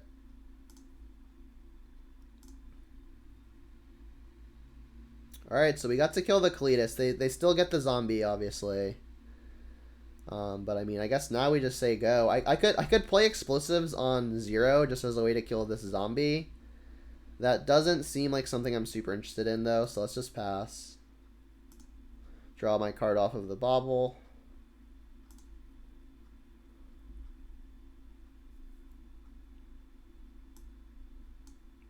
There's the Liliana, which we knew about. Right, at this point, I think I'm just going to sacrifice the Bob because Goyf blocks a little bit better. We are at 10. So hopefully they don't have more removal. Okay. So their hand is 1 unknown. We just know that it's very likely not a land. I could explosives on 2, but that takes care of my own Goyf as well, which I don't think I'm interested in. We do still have access to the Luris plan. Field still takes care of the Ravine. I guess let's lead on Night's Whisper.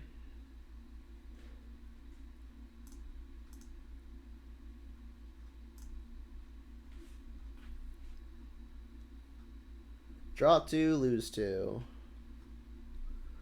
Maybe we find a push or something. Oof. That's not good. I guess I'll play explosives on 0.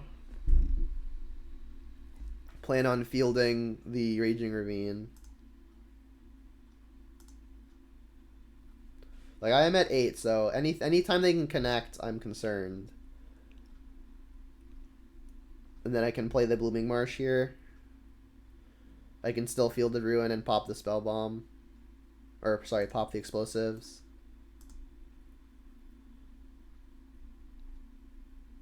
Unfortunately, this Liliana is going to get to load up to another Edict. I'll ditch the Verdant when it inevitably pluses. Would love to have put Luris into hand here, but I think I need to pop the Ravine with the field. Sure.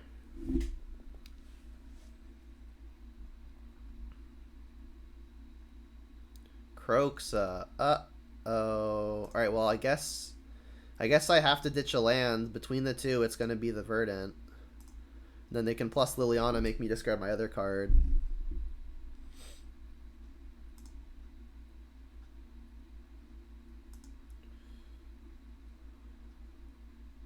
Getting pretty low.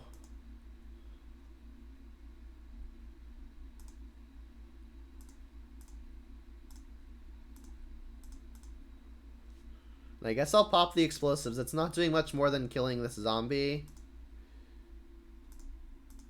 So I'll use the mana now. Maybe I can Luris, put Luris and play Luris this turn. Ooh, we drew Pulse. So I can get Luris into hand, play Luris, cast a 1-drop. I do have a Hex Drinker, right? Somewhere? No, I guess that was last game. I can play an Explosives for 2, but that doesn't seem good. They're cardless. So, I mean, I guess if I Pulse Liliana, I've got a block. I can still put Luris into hand. Yeah, I think this is the line. Because if the opponent bricks on something here, I could be in a good spot. Because then I can Luris and start going to town with that next turn. If they find a removal spell here, I just die. But I think what pulling ahead this game is going to involve getting a little lucky. Oh, they've got the Croxa. How could I forget? Yep. In that case, I don't think I was ever winning. Yeah, Hex got exiled by Kalitas. That's correct. Block this to survive. Man, imagine if we just like didn't give the opponent that land. I think we would have won. Yeah, I mean, Trophy's drawback is very real. Let's just run it back. I'm aware of my clock. I'm going to have to play a little more quickly. I've been talking a lot.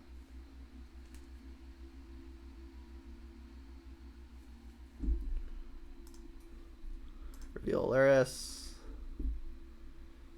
Yeah, it's not great, but mulligans in the mirror are pretty bad. We've got the Mishra's Bauble to combo with our fetch. We can kind of just filter whatever we're drawing first, and I'm gonna filter it on the opponent's turn. So if they do have a discard spell, they don't have access to it.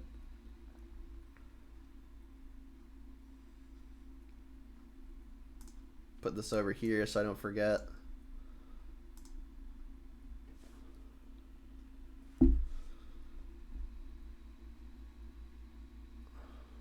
Discard is good on turn 1 or 2. I got it on 1. I guess here goes Bob. They might just take the pulse if they've got an easy way to kill the Bob, something like Ren and 6. Bobble myself. Another Bob. Don't think I want second Bob. I think I need other action.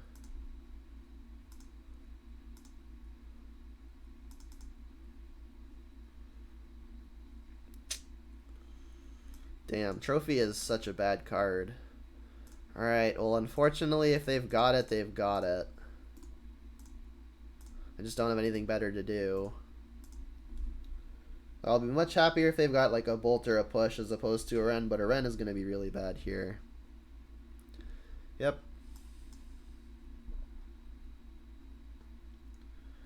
More lands, not helping.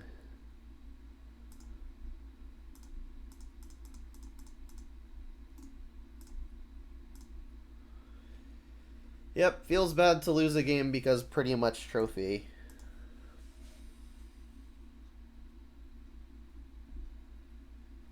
And then obviously I'm flooding a little bit. I mean, I could have mulliganed, but I mean, my hand was perfectly serviceable.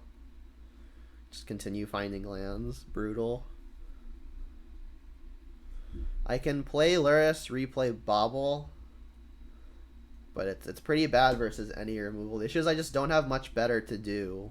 They didn't have a Liliana, so I mean, maybe playing Luris here is just fine. I could trophy it, but this is just not a good spot overall.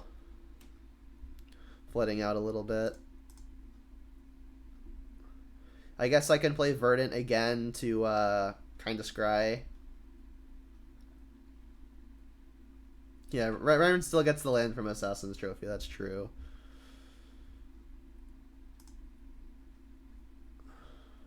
Got the push. Yep. And I could play the tap land, but I think I'm in need of like actual cards that do stuff. So I'm gonna go for the scry trick.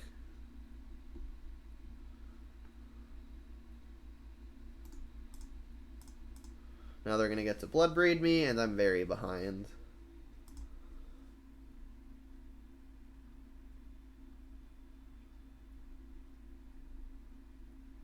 I need this to brick. Like, I needed to hit, like, an Inquisition or a Fatal Push. They hit Fatal Push. Okay.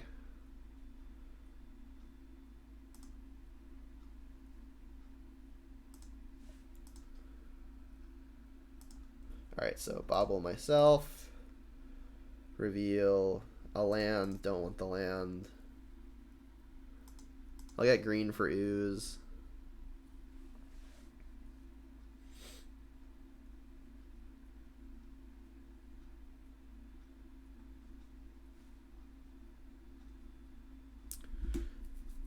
I guess they forgot to activate the Ren. No, they activated it. They had minused it, which is why it's low. Jeez. One more look at something meaningful. Not exactly. I guess now I'll play the spell land. Play this. So you go. And I might have to just trophy the Bloodbraid to keep my life total high to find time to get something.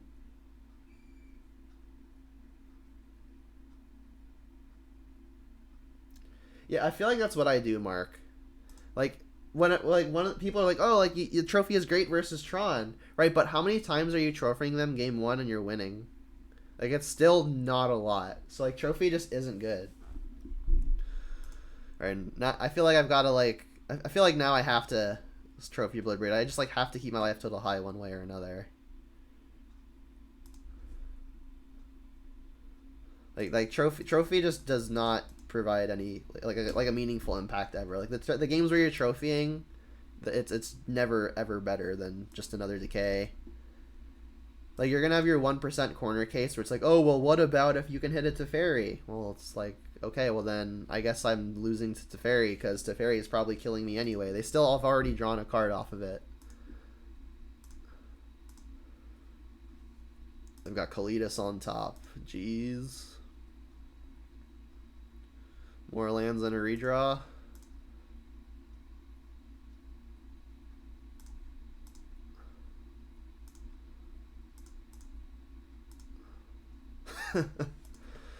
Alright, well I guess it was never in the cards.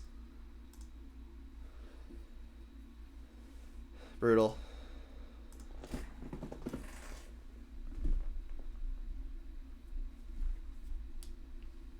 That feels like bad luck, but I mean, I could have mulliganed that hand. Again, it was 4 lands, and a card that dies very easily to a card they're likely to have. Dark Confidant dying to the Wrenn and 6. But I mean, obviously not receiving any help from the top of the deck hurts too. Yeah, for real. Yeah, and again, game 1 was obviously not particularly close. I think this matchup's probably good. And then game 2, I think we were very ahead. And then we gave the opponent a land with trophy. And then we died. And then obviously game 3 I flooded a bit. Stop playing trophy. That's what I've been saying for I feel like 4 or 5 months now. Trophy is not good. Like you draw it past turn 8 where like land drops don't matter anymore, sure. But even last game I trophied them on like turn 8 and like that's what made them win was like that extra land. This hand is good. So I'm pretty likely I think just to get basic swamp on turn 1, cast Inquisition, and then on the following turn if I don't hit an untapped land by then, I could like play Quagmire and then play another discard spell. I guess getting Overgrown Tomb leaves me the option of playing Hexdrinker next turn. Given the opponent played Flooded Strand, I think it's actually pretty safe to just get the Overgrown Tomb. They may be playing Fields or like Paths that make me not want to get my basics. So let's shock this. Inquisition you.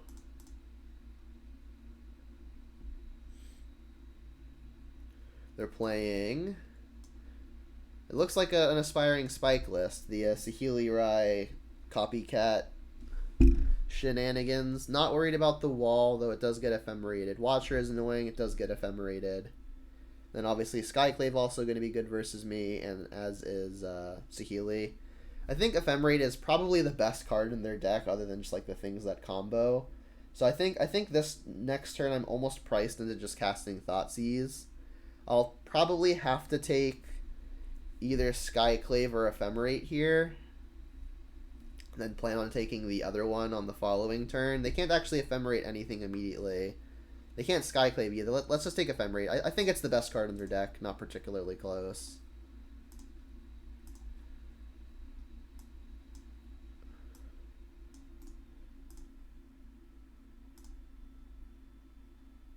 There's the wall.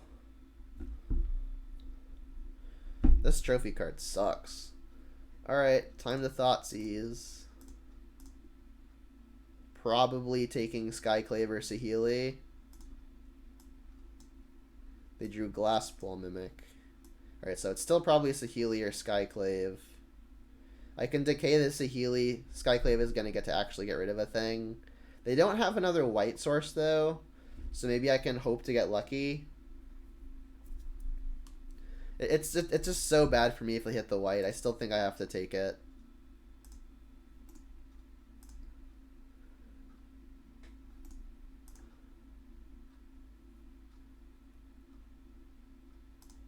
Here's Saheeli, probably. Again, I can decay this, but this means I'm not actually advancing my own board. So I would love to draw untapped land here. Brutal. Still think I want to kill this.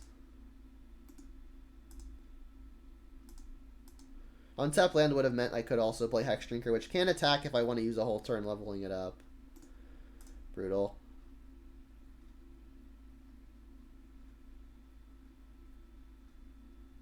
So their hand is Mimic and Watcher. Booming Marsh is good. I think what I want to do now is play Tarmogoyf, play Trophy. The reason I want to play Tarmogoyf over Bob is because they're going to plus this up to 5. And then Goyf can actually smack down the Saheeli, because remember, this enters tapped. That's a condition of Hideaway. So let's play Goyf. They could draw Ephemerate, but if they just play Glasspool Mimic, I can push in response, because this can't copy my stuff. It has to be what they control. So like the gamble would be, am I worried about them drawing exactly Ephemerate? There are 3 copies left. Or I could just like push this now. There's no way they ever play Glasspool Mimic onto this board. I'll just push this now to get around Ephemerate. Try to get the Saheeli knocked down next turn. We know their hand. If they can brick here, we should be okay. Yeah. They can copy it if they want, assuming they know their Saheeli is going away. They might as well just copy it, get some value. Yep. I mean, next turn, hopefully we get to double threat and then put them on the back foot using Trophy only to probably disrupt the combo if it comes up.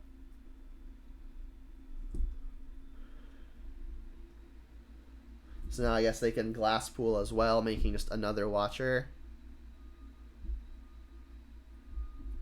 But these Watchers all enter tapped. So we do get to kill the Saheeli.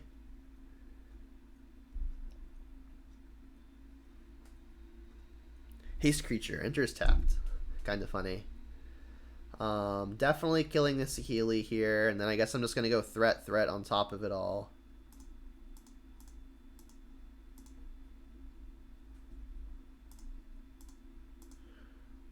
I guess I can get some info as to the top of their library as well. I'll do that at their upkeep. Argument to going at the opponent, but if the opponent just finds a Felidar Guardian, we would die. I don't want that to happen.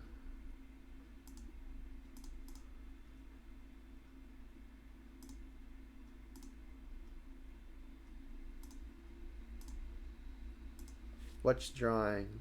There's the Felidar Guardian. I mean, they're going to get to blink something for free. They'll more than likely blink a Watcher.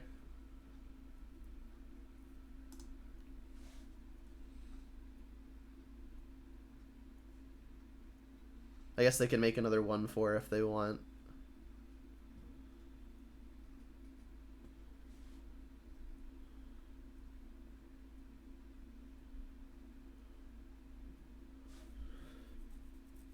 Yeah, it makes more sense to do this. And then we're dead to a Saheeli, but we've got a Trophy. So we don't want to see like Baby Teferi. That would make it very awkward.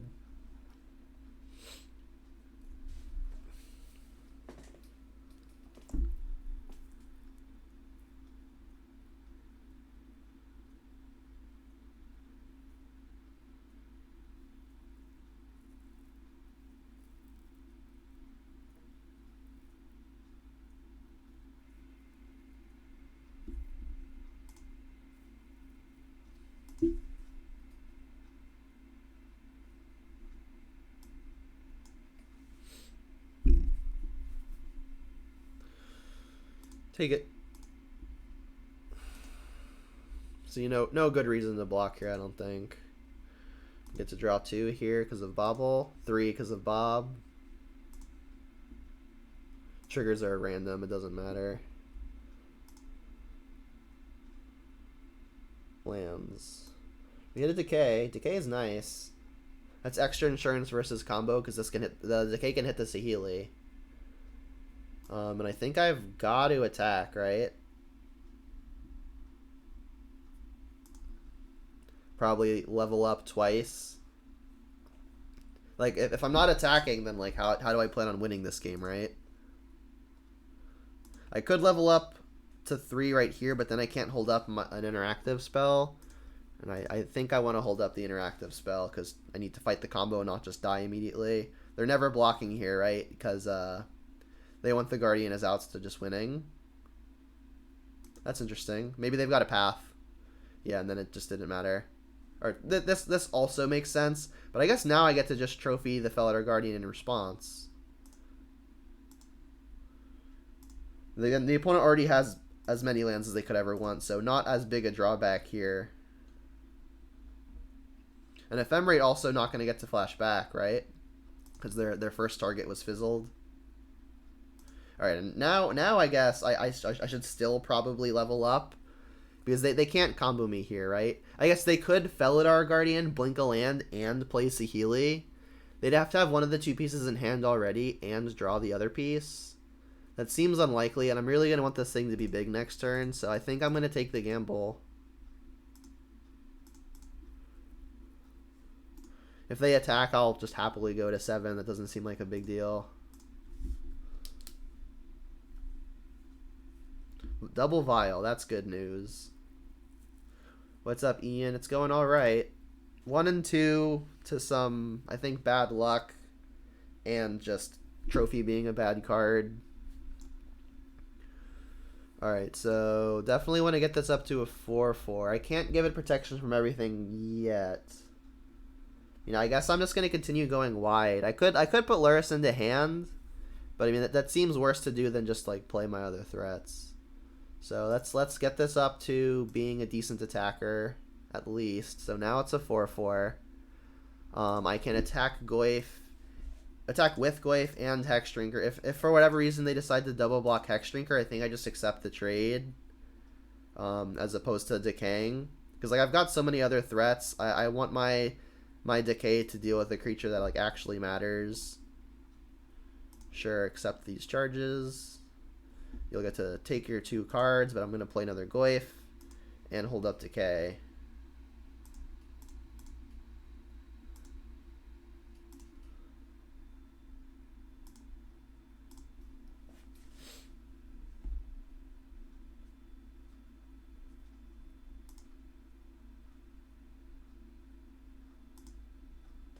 Yeah, Redless Jun. That's basically what this is.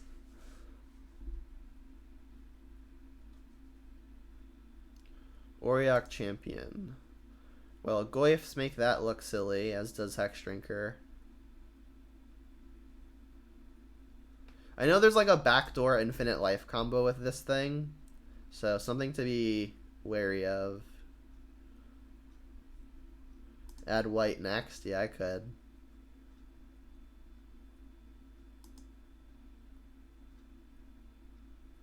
Alright, so unfortunately I cannot decay the Auriok Champion, but fortunately Goyfs are 6 power apiece, so one of their creatures has to block.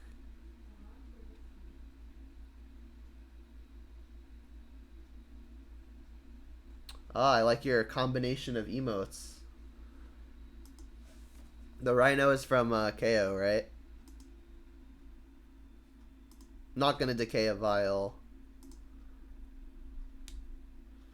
We find an Inquisition. I mean, I guess it's fairly free to cast it. I guess not actually free if I want to put Luris into hand and hold up decay. Alright, they're just off of it. Alright, so we're playing against Copycat combo.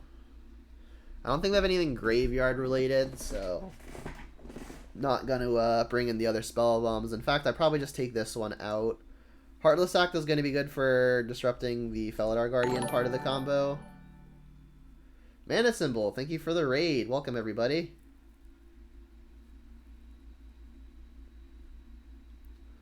We are currently 1 and 2. But up a game versus, what is, I think, an aspiring Spike list. Spring and Pulse, Ley Lines don't seem good. I guess Unravel, that doesn't do anything either, right? Night's Whisper might be good. Let's give that a shot for now. I really dislike Trophy, but it does hit Felidar Guardian. I think Ooze probably not a super great creature here. It just doesn't seem like the graveyard's ever going to be really relevant. I think I have to keep all the spot removal for Ephemerate shenanigans. And then between cutting Inquisition and Thoughtseize, I think I'm cutting Inquisition first. They don't really attack my life total super aggressively. And Thoughtseize takes stuff like Felidar Guardian, which could definitely matter. I think I'm just gonna cut another Ooze. Again, their graveyard just doesn't really matter. All of my other threats seem better, and I think I'm gonna want interaction before a Grizzly Bear against a combo deck. I guess Explosives is funny because it fades the combo for one turn, right? Because like all of the copies. No, that's not true. The copies still have CMC4, right? They're not tokens. Or they are tokens, but they're tokens with a CMC. Is that how that works? I don't actually remember. Here's Alaris. Brutal. Alright, not keeping this.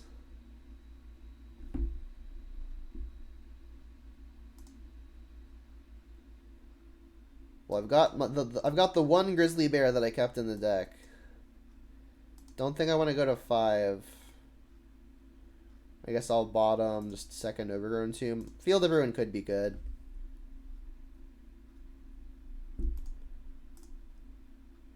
Play a Glasspool Mimic, sure. Alaris just decided to pop up. Alright, well, I may want to save the fetches for turns where I want to Revolt Fatal Pushes. So let's just play this tapped, say go.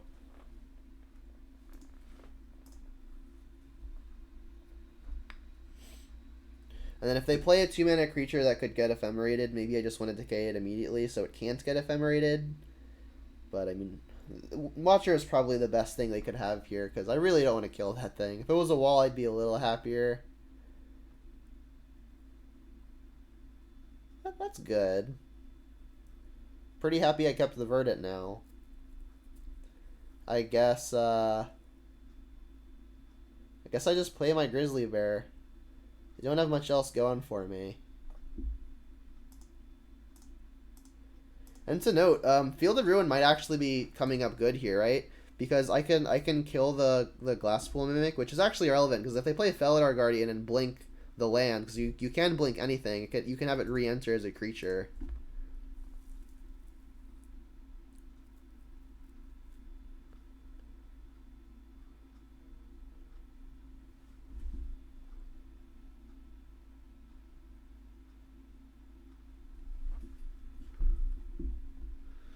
Jeez, Soul Herder.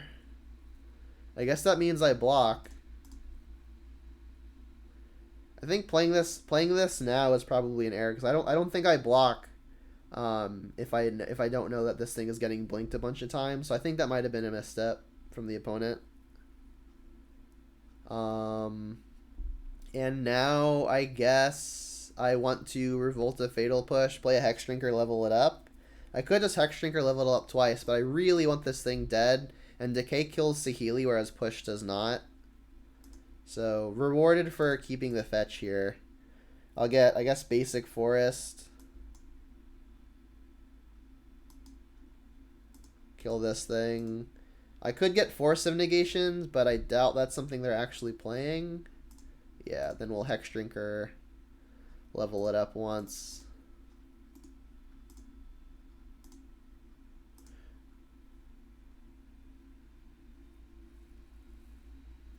Skyclave, brutal. I mean, we can decay that, get a 1/1 back, which isn't very big. Why are we killing Soul Herder there? Because if they play actual any creature, it just actually absolutely goes insane. They play Watcher, they play all of Omens, and they play Skyclave. Skyclave not as good here, obviously, because the board's empty. But Soul Herder is a card I very easily lose to, I think. Inquisition, a nice pickup. I guess we just get to lead there. They've got Skyclave, Guardian, and just another Glasspool Mimic. I guess I take the Skyclave.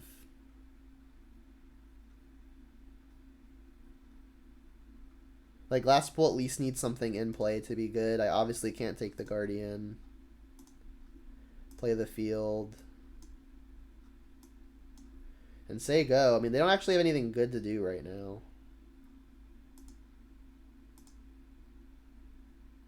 Yeah, exactly. Like Ephemerate, I think it was right before the raid I mentioned Ephemerate is something I'm very concerned about. So I'm going to play around it while it's free.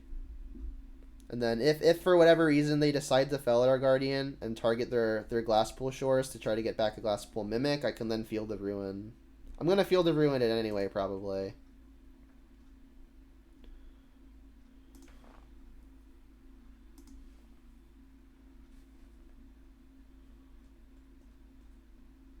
Rest in peace.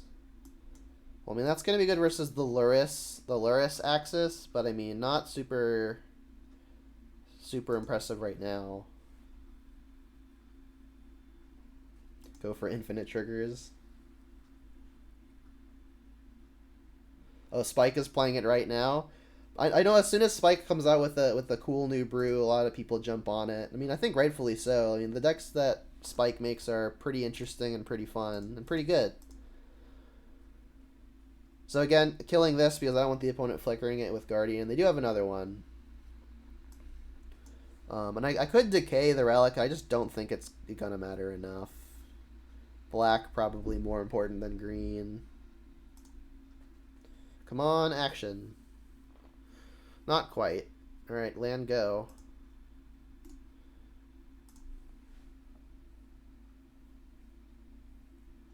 What do you call a Dark Confidant on a toboggan? A bobsled? I like that.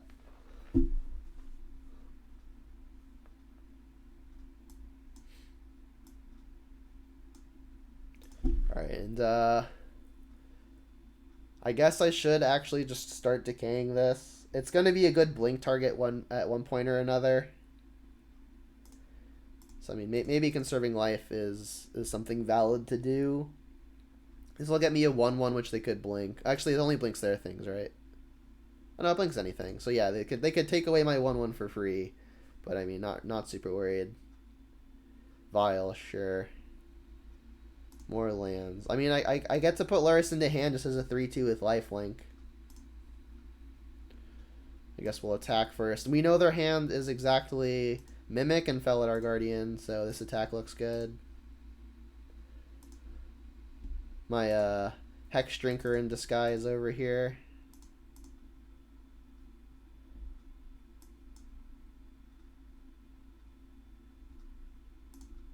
And again, we know their hand, so should be pretty safe to just play my 3/2 with lifelink here.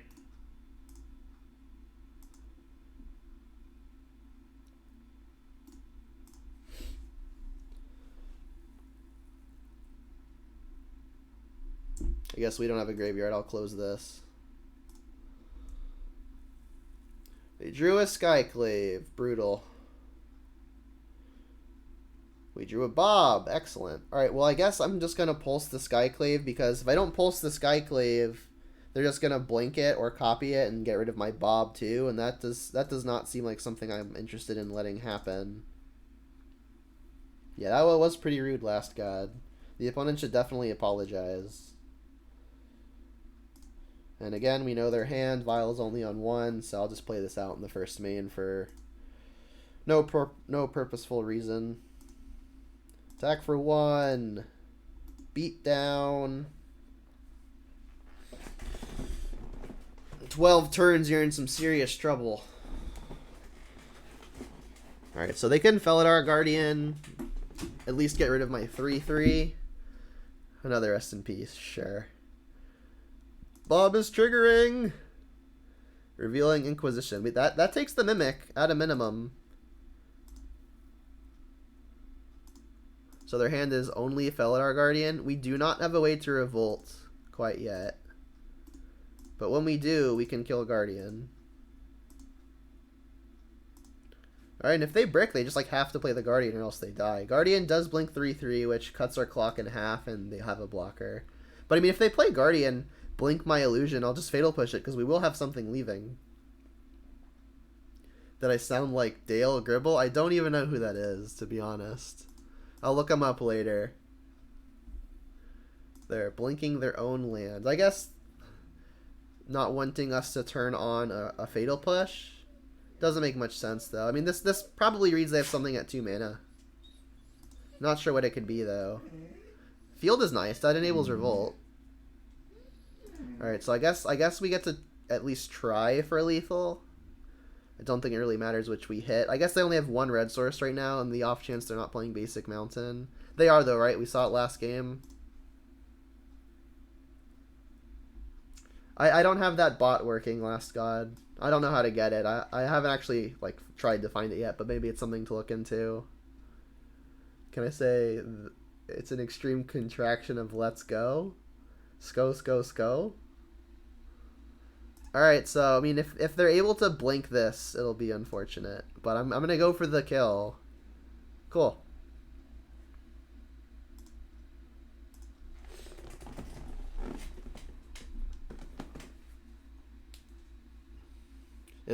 I guess I'm going to look up Dale Dribble on my other screen, because I am curious. Dale Dribble? Oh, from Over the Hill, right? Is that what the show's called? I've never seen the show.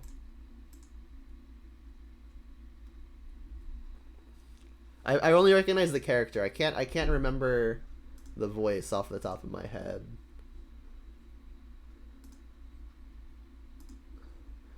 Yep, let's go first. Oh, King of the Hill. Right.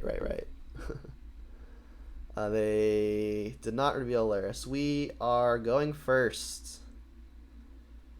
Yeah. This hand's close. I mean, we've got a fetch to hopefully filter the top of our library. So I guess I'll keep. I'll play the Verdant, play the Bobble. Maybe they're playing Thoughtseize, so I'll wait until their turn to do the trick. I know of the propane quote, because a lot of my friends quote it.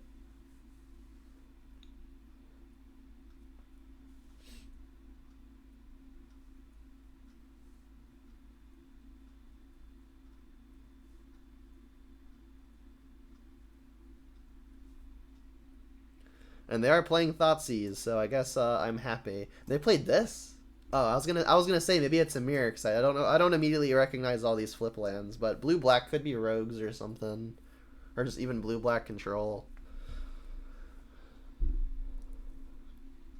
So they should almost definitely take the decay, because Trophy as a card is terrible.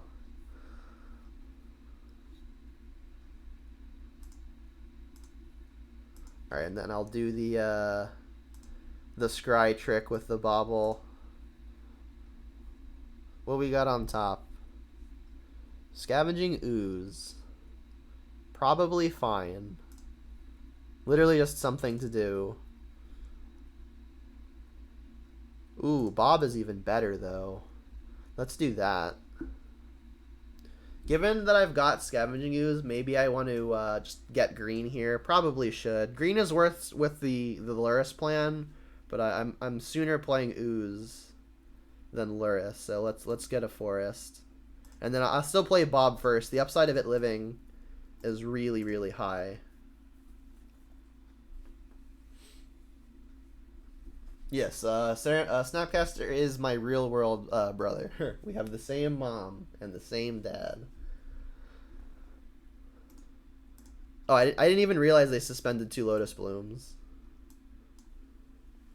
There are 2 Lotus Blooms here. I still think I'm playing Bob.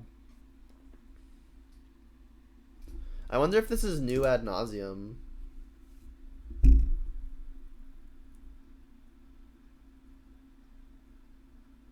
Looks like it's new ad nauseum. Thoughtseize again. Yep. So really want to find our discard spells. Inquisition and Thoughtseize are at a premium.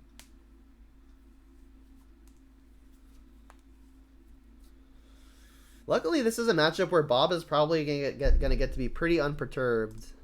They took the trophy. That's interesting. Hey, there's a Thoughtseize. Perfect.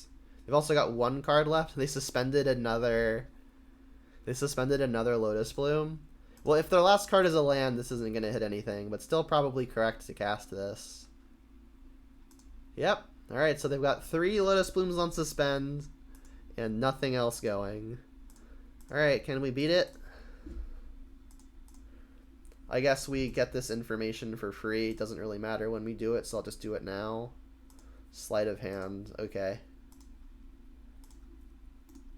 I mean, they've got lots of mana and Lotus Blooms coming off suspend.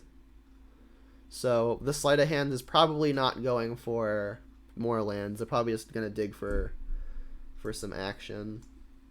Would still like to find. I guess Inquisition Thoughtseize doesn't do a whole lot now, so I guess ways to close the game sooner. So like a Goyf or just any other creature really on the top would probably cut off the clock by a turn or two. So looking for those. Oh, you think it's Inverter ad nauseum? That would be cool. City of Brass is better because the trigger goes on the stack instead of paying 1 as a cost. So like you can City of Brass and in response to the trigger use the mana to Angel's Grace. So like if you're at 1, you would actually survive and get to combo. So it's not just a flavor win. This is actually just better because of split second. Alright, so we have no creatures in the yard, so unfortunately we are not growing Scavenging Ooze. They got 2 Lotus Blooms coming off. So, I mean, if they've drawn part of the combo and can find other combo piece, we could be in trouble. But there's not much we can do to fight that. So I think we should just continue pressing on, play creature, play a land, attack.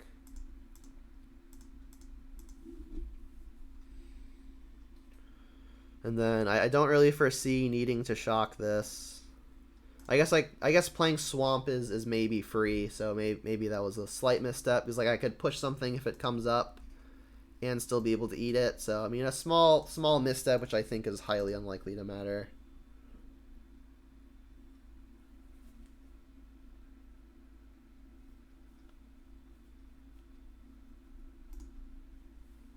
Yeah, there are no Rashad and Port effects in Modern that I'm aware of. At least none that are playable. There are a few that I'm aware of, but all the ones I'm aware of are unplayable.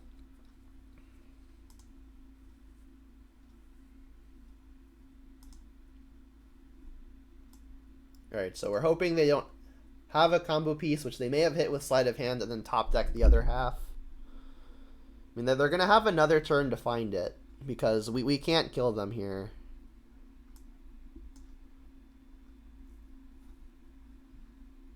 Oracle. I mean, I guess I can push that and eat it, put them to 1, which does turn off the City of Brass, but not a huge concern when they've already got what will be 3 Lotus Blooms in play. Yeah, I see no real reason to wait on this. Maybe they're playing Ephemerate in their combo, so killing this I do think is valuable.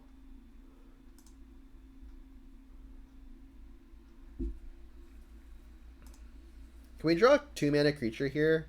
I was gonna say, like, if we draw a 2-mana creature, it's actually funny. We could play it, kill it, eat it.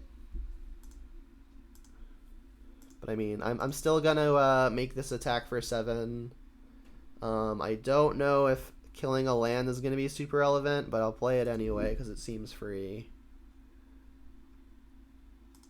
And I'll do a quick double check. There are no other creatures in the yard, unfortunately. I could put Lurrus into hands, but I think we're so far ahead. It's more likely I want to like Fatal Push and Field of Ruin than actually want to get Lurrus. I'll probably just leave Lurrus. Leave Lurrus in the sideboard for right now. Keep up the green if it ever becomes relevant for whatever reason. Oh, yeah, you're right. Yeah, if I was gonna push it, I definitely should have done it in response to the Scry 0.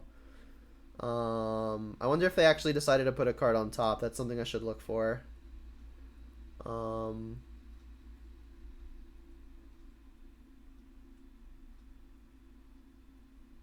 They did put a card on top.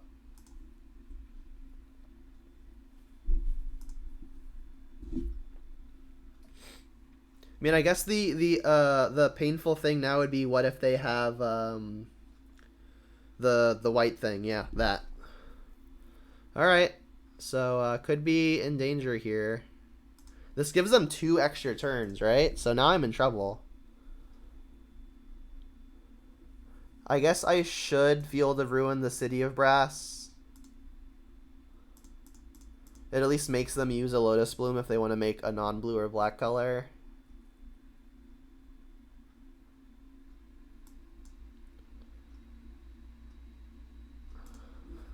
I guess now I'll get Luris, play Luris. Now it could be relevant.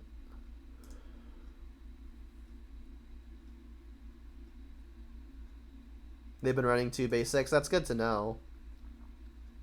Decay off the top. We also have Trophy and Pulse in the deck, which would have all been good.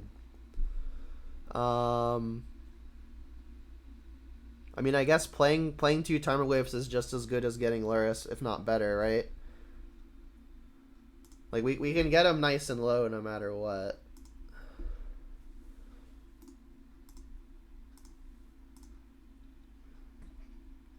So as long as we can do 10 infect within a single turn, we'll be good. So this is 3, 4, 5, 6, 7. So playing one more Goyf gets the job done. I guess if they're playing anything defensive, like Fatal Pushes, then I will have needed to play another threat. Because like if they kill Goyf, I'm no longer dealing 10 infect, right?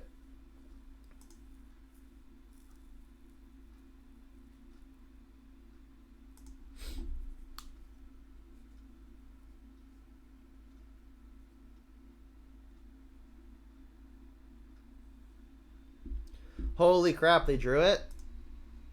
I don't know if that actually does it. That does it, right?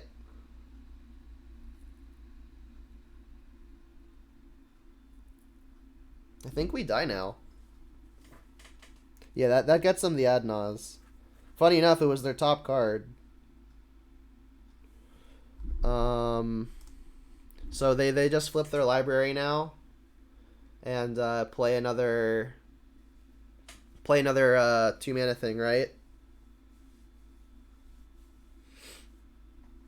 They'll have 0 cards in library, which means that they get to trigger it and win. They've got another Lotus Bloom, so yeah.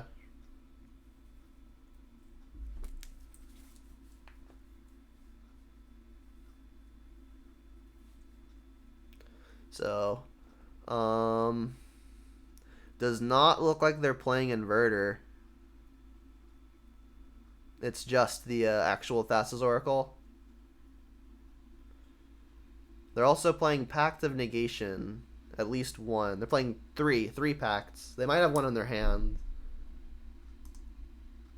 But I mean, this is going to work no matter what, because they have 0 cards. So yeah, I mean, maybe I needed to Fatal Push that thing in response. They needed to get lucky too. Like, they needed me to make that error and get lucky on top. Leyline's not good here, right?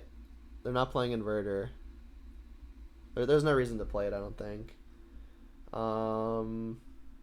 Unravel's gonna be good. I guess Reign of Tears has some utility to set him back a land. Let's bring in Pulse as well, I guess. Spellbomb doesn't look good. No, yeah. I don't believe this list has any way of getting explosives to 3. It's just black and green lands. Grizzly Bear looks pretty bad. And that's 3 in, 3 out.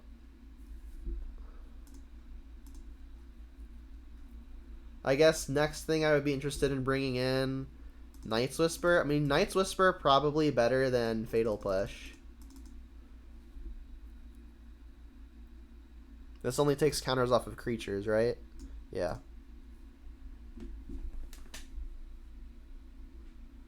Yeah, and I'm honestly thinking of just bringing in an Ooze over the other Fatal Push. Just because I feel like even a Grizzly Bear that attacks is probably better than something that only kills a 1/3, which they don't really intend on playing anyway, like until the turn they're trying to win.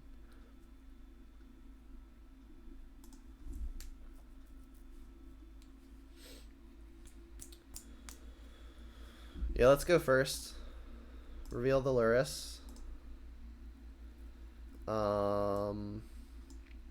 Well, we have no discard.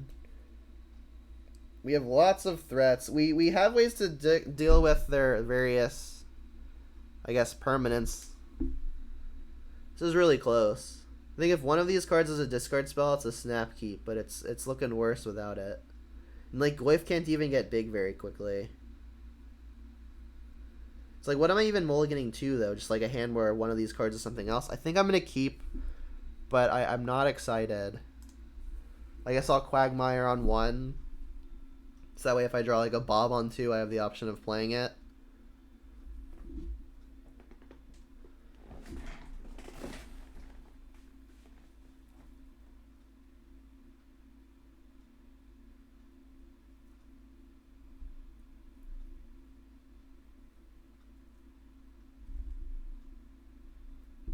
Fingers crossed for the Juns 5-0. Yeah, I guess. I'm not super confident in this hand, but I think with even a little bit of help, this hand can get there.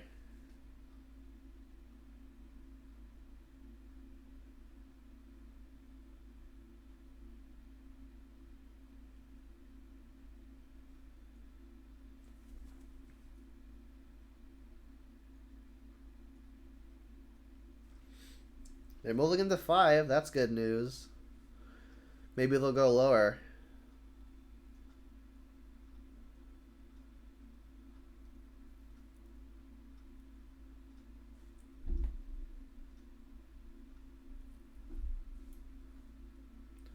So yeah, I could Hex Drinker on 1. I mean, it might attack for more faster than would a Tarmogoyf. Well, they mulliganed to 5, then kept double Leyline. Why would they keep double Leyline? I guess they're afraid of an Assassin's Trophy killing the first one. Oh, hey, it's my 5th spam call of the day. Yeah, I mean, Hexdrinker might just be able to attack faster. But I mean, not even necessarily the case. Assuming we find 3rd land, Goyf is going to attack for a lot when we Maelstrom Pulse these ley lines. Let's play Quagmire now. Because like I mentioned before the game started, I think this also means that I get to play Bob if we draw it. And Bob is going to be a pretty strong turn 2 play.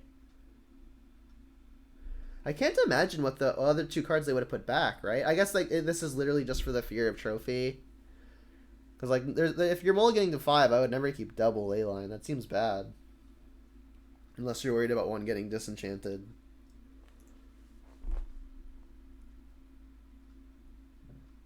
And we saw that they were not playing Leyline in the main, because again, they comboed and we got to see it all.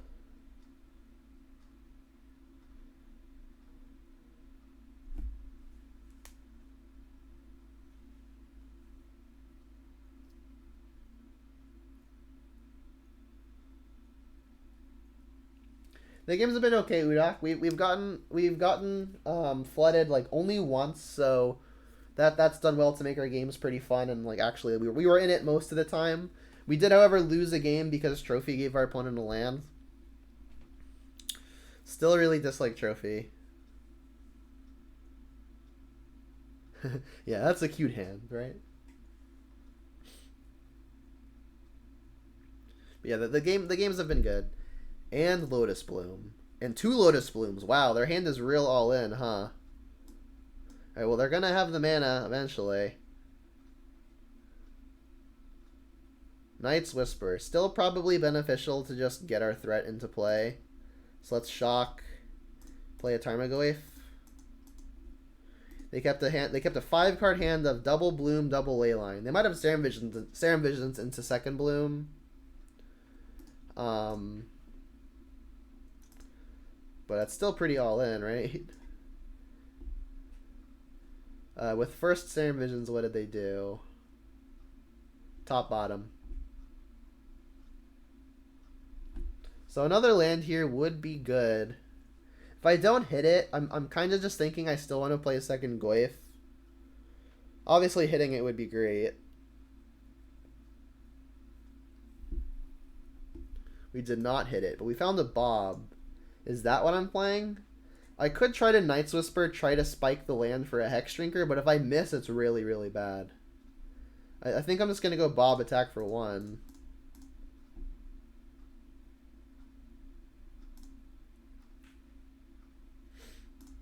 So this is pretty slated to be a real weird game.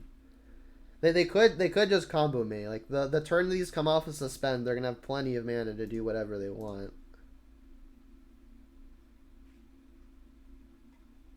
Their combo is instant speed, unfortunately, right? Like Angel's Grace ad nauseum are both instants.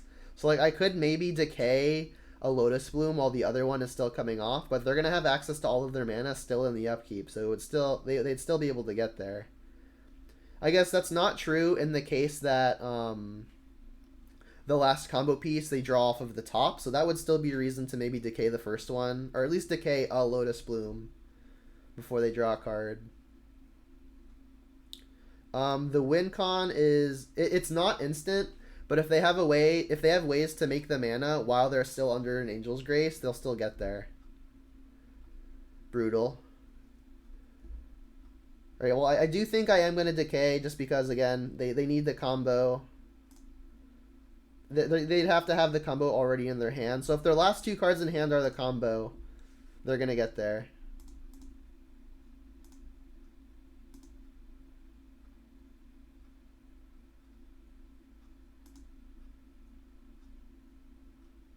Alright, so again, the plan here is I'm going to Abrupt Decay a Lotus Bloom. So that way, if they're going to combo me, the last two cards in their hand have to be exactly the combo. This doesn't give them another look at it. And they also did Discern Visions. So they might have scryed a piece to the top.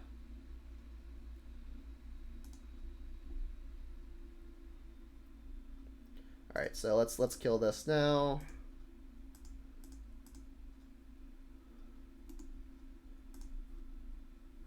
Sacking it's free, not necessarily going to kill me if they sack it. So let's hope the last two cards in hand aren't exactly the combo. They didn't sack it in response, so it looks like it's not. They could draw a land and get up to 6 mana that way, so still technically possible. Prism, okay. Thoughtseize. They're gonna see my awkward hand. Yeah, if they had Unas in hand, they could cast the Ad Nauseam, not necessarily win because they would also need the Angel's Grace to be able to go below 0 or below. I wonder what they even take here. At this point, if I draw the land, I'm probably just gonna Maelstrom Pulse their other Lotus Blooms, and that puts them back down to 3 mana, which puts them far off. Yeah, even value ad nauseam is dangerous, right? Because we have like 5 powers worth of attacks in play, so they'd only have like 11 life or so to work with. So I mean, if we hit the land, or they took the pulse, so it doesn't matter. Damn, we just like haven't found the land, unfortunately. Udok, you see what happens as soon as you show up? I explained how like we haven't had many mana issues outside of one game, and then you show up and we can't find the land. I blame you. So they've got 1 card in hand. They still have to top deck combo. So we've got 5 powers worth of attacks now. We put them to 9 if I play Goyf. That's 1 off. If I can figure out a way to put another type in the yard, it'll work. They've already got Sorcery and Artifact. So I mean, I guess now I do just play Tarmogoyf because that has the best chance at finishing the game next turn in combination with an attack now. And I guess for what it's worth, I can. Oh, I can't even target them. I'll say I can target them to see what their top card is, but I actually can't. You've got Inquisition on top. There was already Artifact in the yard, so doing it now not necessarily better than doing it later. All right, so yeah, we've got an attack for 8. The opponent is at 9. We can just Inquisition target ourselves, bin a creature, and that'll be a way to grow the Goyfs. So I mean, if we don't just die here, I think we'll be good. They've got access to 6 mana, so they can combo if they've got the pieces.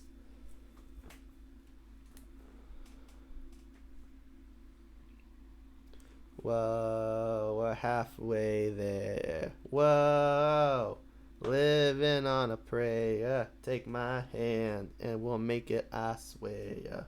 Oh, I'll stop singing now, I promise.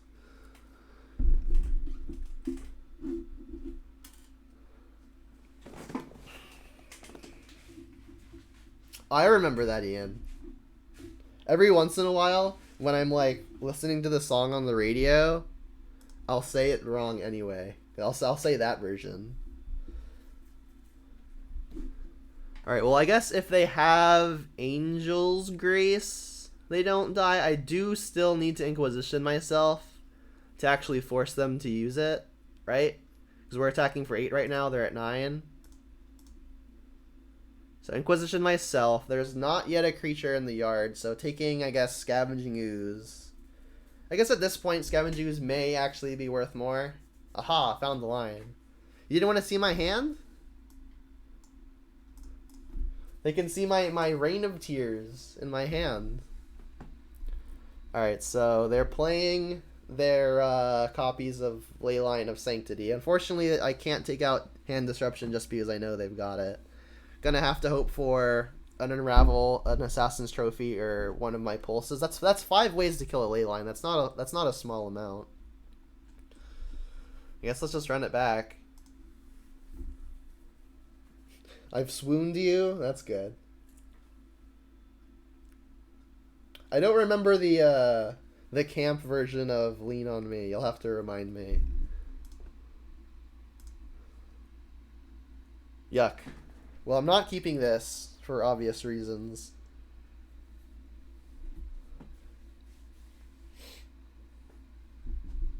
Mulligan. Yeah, this is better. It's going to be a lot worse if they've got Leyline, and it looks like they've kept 7 as well. I don't think I can bottom a Thoughtseize. If they've got the Leyline, it's going to look pretty silly. But it'll look good if I can find a way to kill Leyline. I guess I should just probably bottom my tapped land. I could just end up not finding a land, but I can use the bobble trick to try to find the 3rd land anyway, so I'll bottom the land that enters tapped. You'll have to sing it for me sometime. That's okay, you don't have to sing it. Bolt the Birdie! I like the name, and thanks for the follow. They've got the Leyline.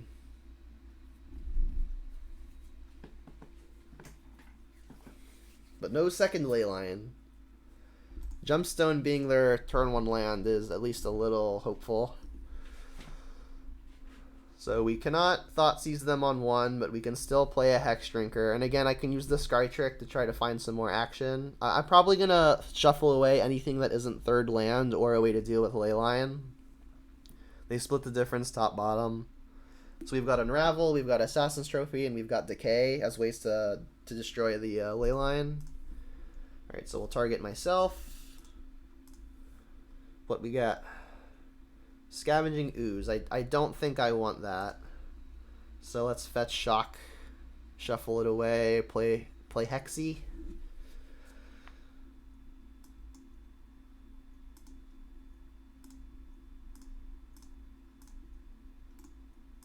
And then next turn, if I don't have a way to disrupt the Leyline, I'll probably just play Goyf, try to get under them.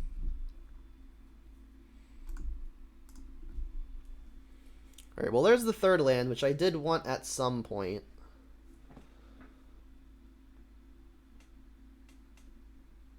They didn't suspend any Lotus Blooms this game. Prism? Yep. Come on, deck. I guess I'll put Luris here. Using mana now? Thoughtseize? That's a little weird to me. Especially because Gemstone Mine is going to be so bad so soon. Like, it's a Lotus Petal now, right? So that's a little weird. This take... The Thoughtseize is weird to me, and then the take is also weird to me. Because, like, I would think that they want to take the things that actually allow us to pressure them. So this is Tarmogoyf attack for 2. They do not have hexproof from attacking. How broken would that be?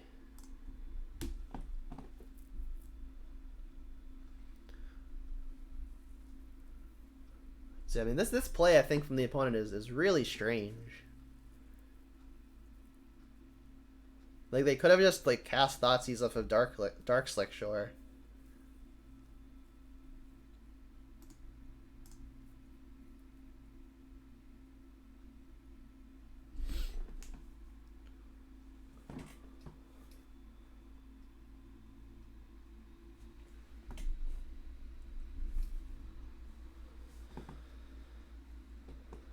So they've got 4 mana, 5 next turn.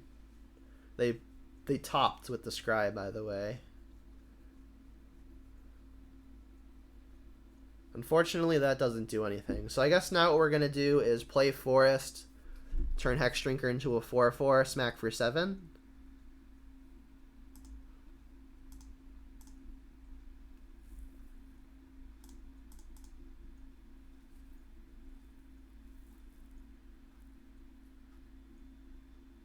Abzan after this one?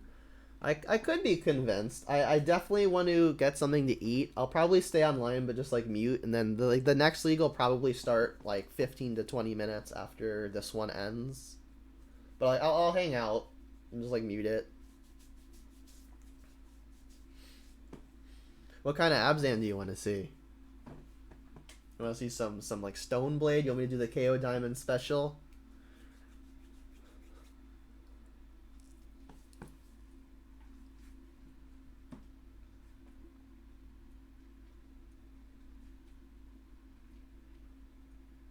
Something with Lingering Souls. Ooh. Well, if I'm playing Lingering Souls, I feel like I have to play I feel like I have to play Stoneforge, right? Cuz Soul, one of the better reasons to play Souls is probably to have the equipment to put onto the Souls. This is so strange. Like, when the opponent pays for their pact, they're either going to have to take their last counter off of the Prism or sacrifice their gemstone mines. Like, either way, this is kind of stone raining them. And if I'm gonna Thoughtseize, I'd have to target myself. Not super interested in that. Abzan Ephemerate. That seems like it's going pretty deep. I don't think Ephemerate and Lingering Souls belong in the same deck. With Toski? Oh, the Squirrel Blade thing? Oh, you're like, if they're gonna Angel's Grace to prevent them from dying to Pact, I'm also just very happy about that. I think they would almost rather just like either use their Prism or their Gemstone Mayan. Well, they can't add Nas, right? They've only got 3 mana.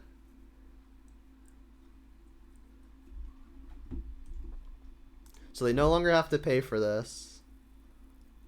So they'd rather use the card. They would have rather used a card instead of removing a counter from Prism. That's pretty weird to me. I think they would almost rather just keep the Angel's Grace while their hand is protected.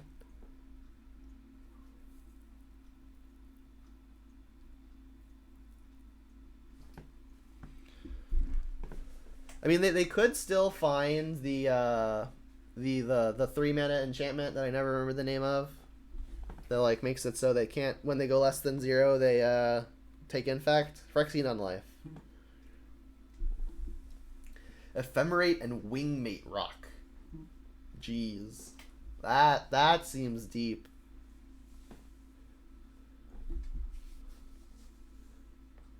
They bottom with the Scry. I mean, we're smacking for... Ooh! We're smacking for 5. I mean, I should probably just kill a land. And I guess, what mana is more important to them? Black or white? I think black probably more important, so let's hit the black source. Not gonna hit the thing... I'm not gonna destroy their, like, actual Lotus Petal here.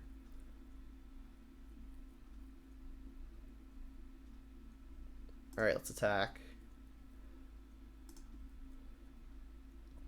Slaughter Pact me again, I dare you.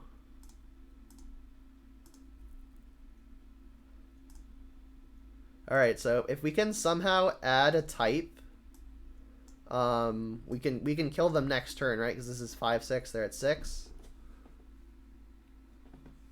Just because it would be good. I mean, it's tempting. I don't know that I'd put it on YouTube. Which, by the way, we've got a lot of viewers right now, so I guess this would be a good time to plug my YouTube. It's right under my face right here. All of these leagues get uploaded to my channel. Primarily, I play Jund. I've got 77 leagues already posted, just in Jund, with like 10 or so extras. This will be one of the extras. But if you like Juns and just Black Green X or Black Red X content, go to my YouTube. It's all there. Alright, can we add a type somehow? We can, right? Oh no, there's already a creature. I was going to say we can put Luris into hand and then Thoughtseize it, but we already have a Hex Drinker in the yard. Okay, yeah, that works. So we got the 3-2. So for those that are new here, at the end of every league, I like to do a deck tech / summary just for purposes of the recording, which again goes to the YouTube, which you should definitely subscribe to. The deck was good. I think my biggest complaint was that the hand disruption spells tend to be pretty bad top decks in a pretty big range of matchups, but having them early is so good that that's hardly a complaint. And like they're pretty easily sideboarded out anyway versus like the mid-range battles. We've got plenty of stuff that we would want to bring in. I can't say that I've got any big gripes with this deck. I guess the one big gripe that I do have is I absolutely hate Assassin's Trophy. We lost a game which ended up leading us into losing a match because we gave the opponent a land on like turn 8. Like the drawback is real. The opponent was stuck on 3 lands and we trophied them and they just used it to pull ahead. And like this card, every time I've cast it, I've been really sad about it. I don't think I would ever play Assassin's Trophy before maxing out on the better removal spells like Push and Decay.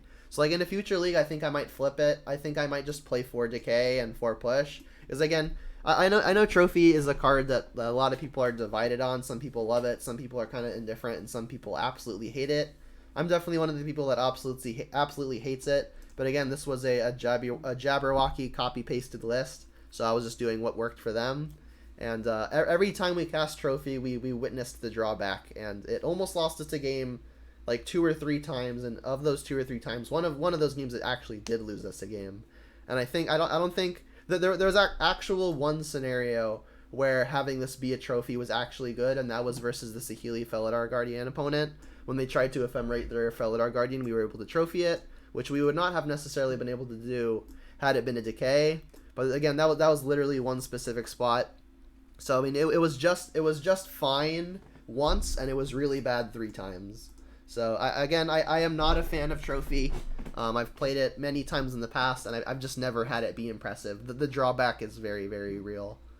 So that's going to be it for this recording. Hope to see everyone on Twitch over there on the YouTube sooner or later. But that's gonna be for this recording. I'm going to stop babbling now. I'm going to end the recording there. So until next time, have a good one, and Jund him out, or I guess rock him out.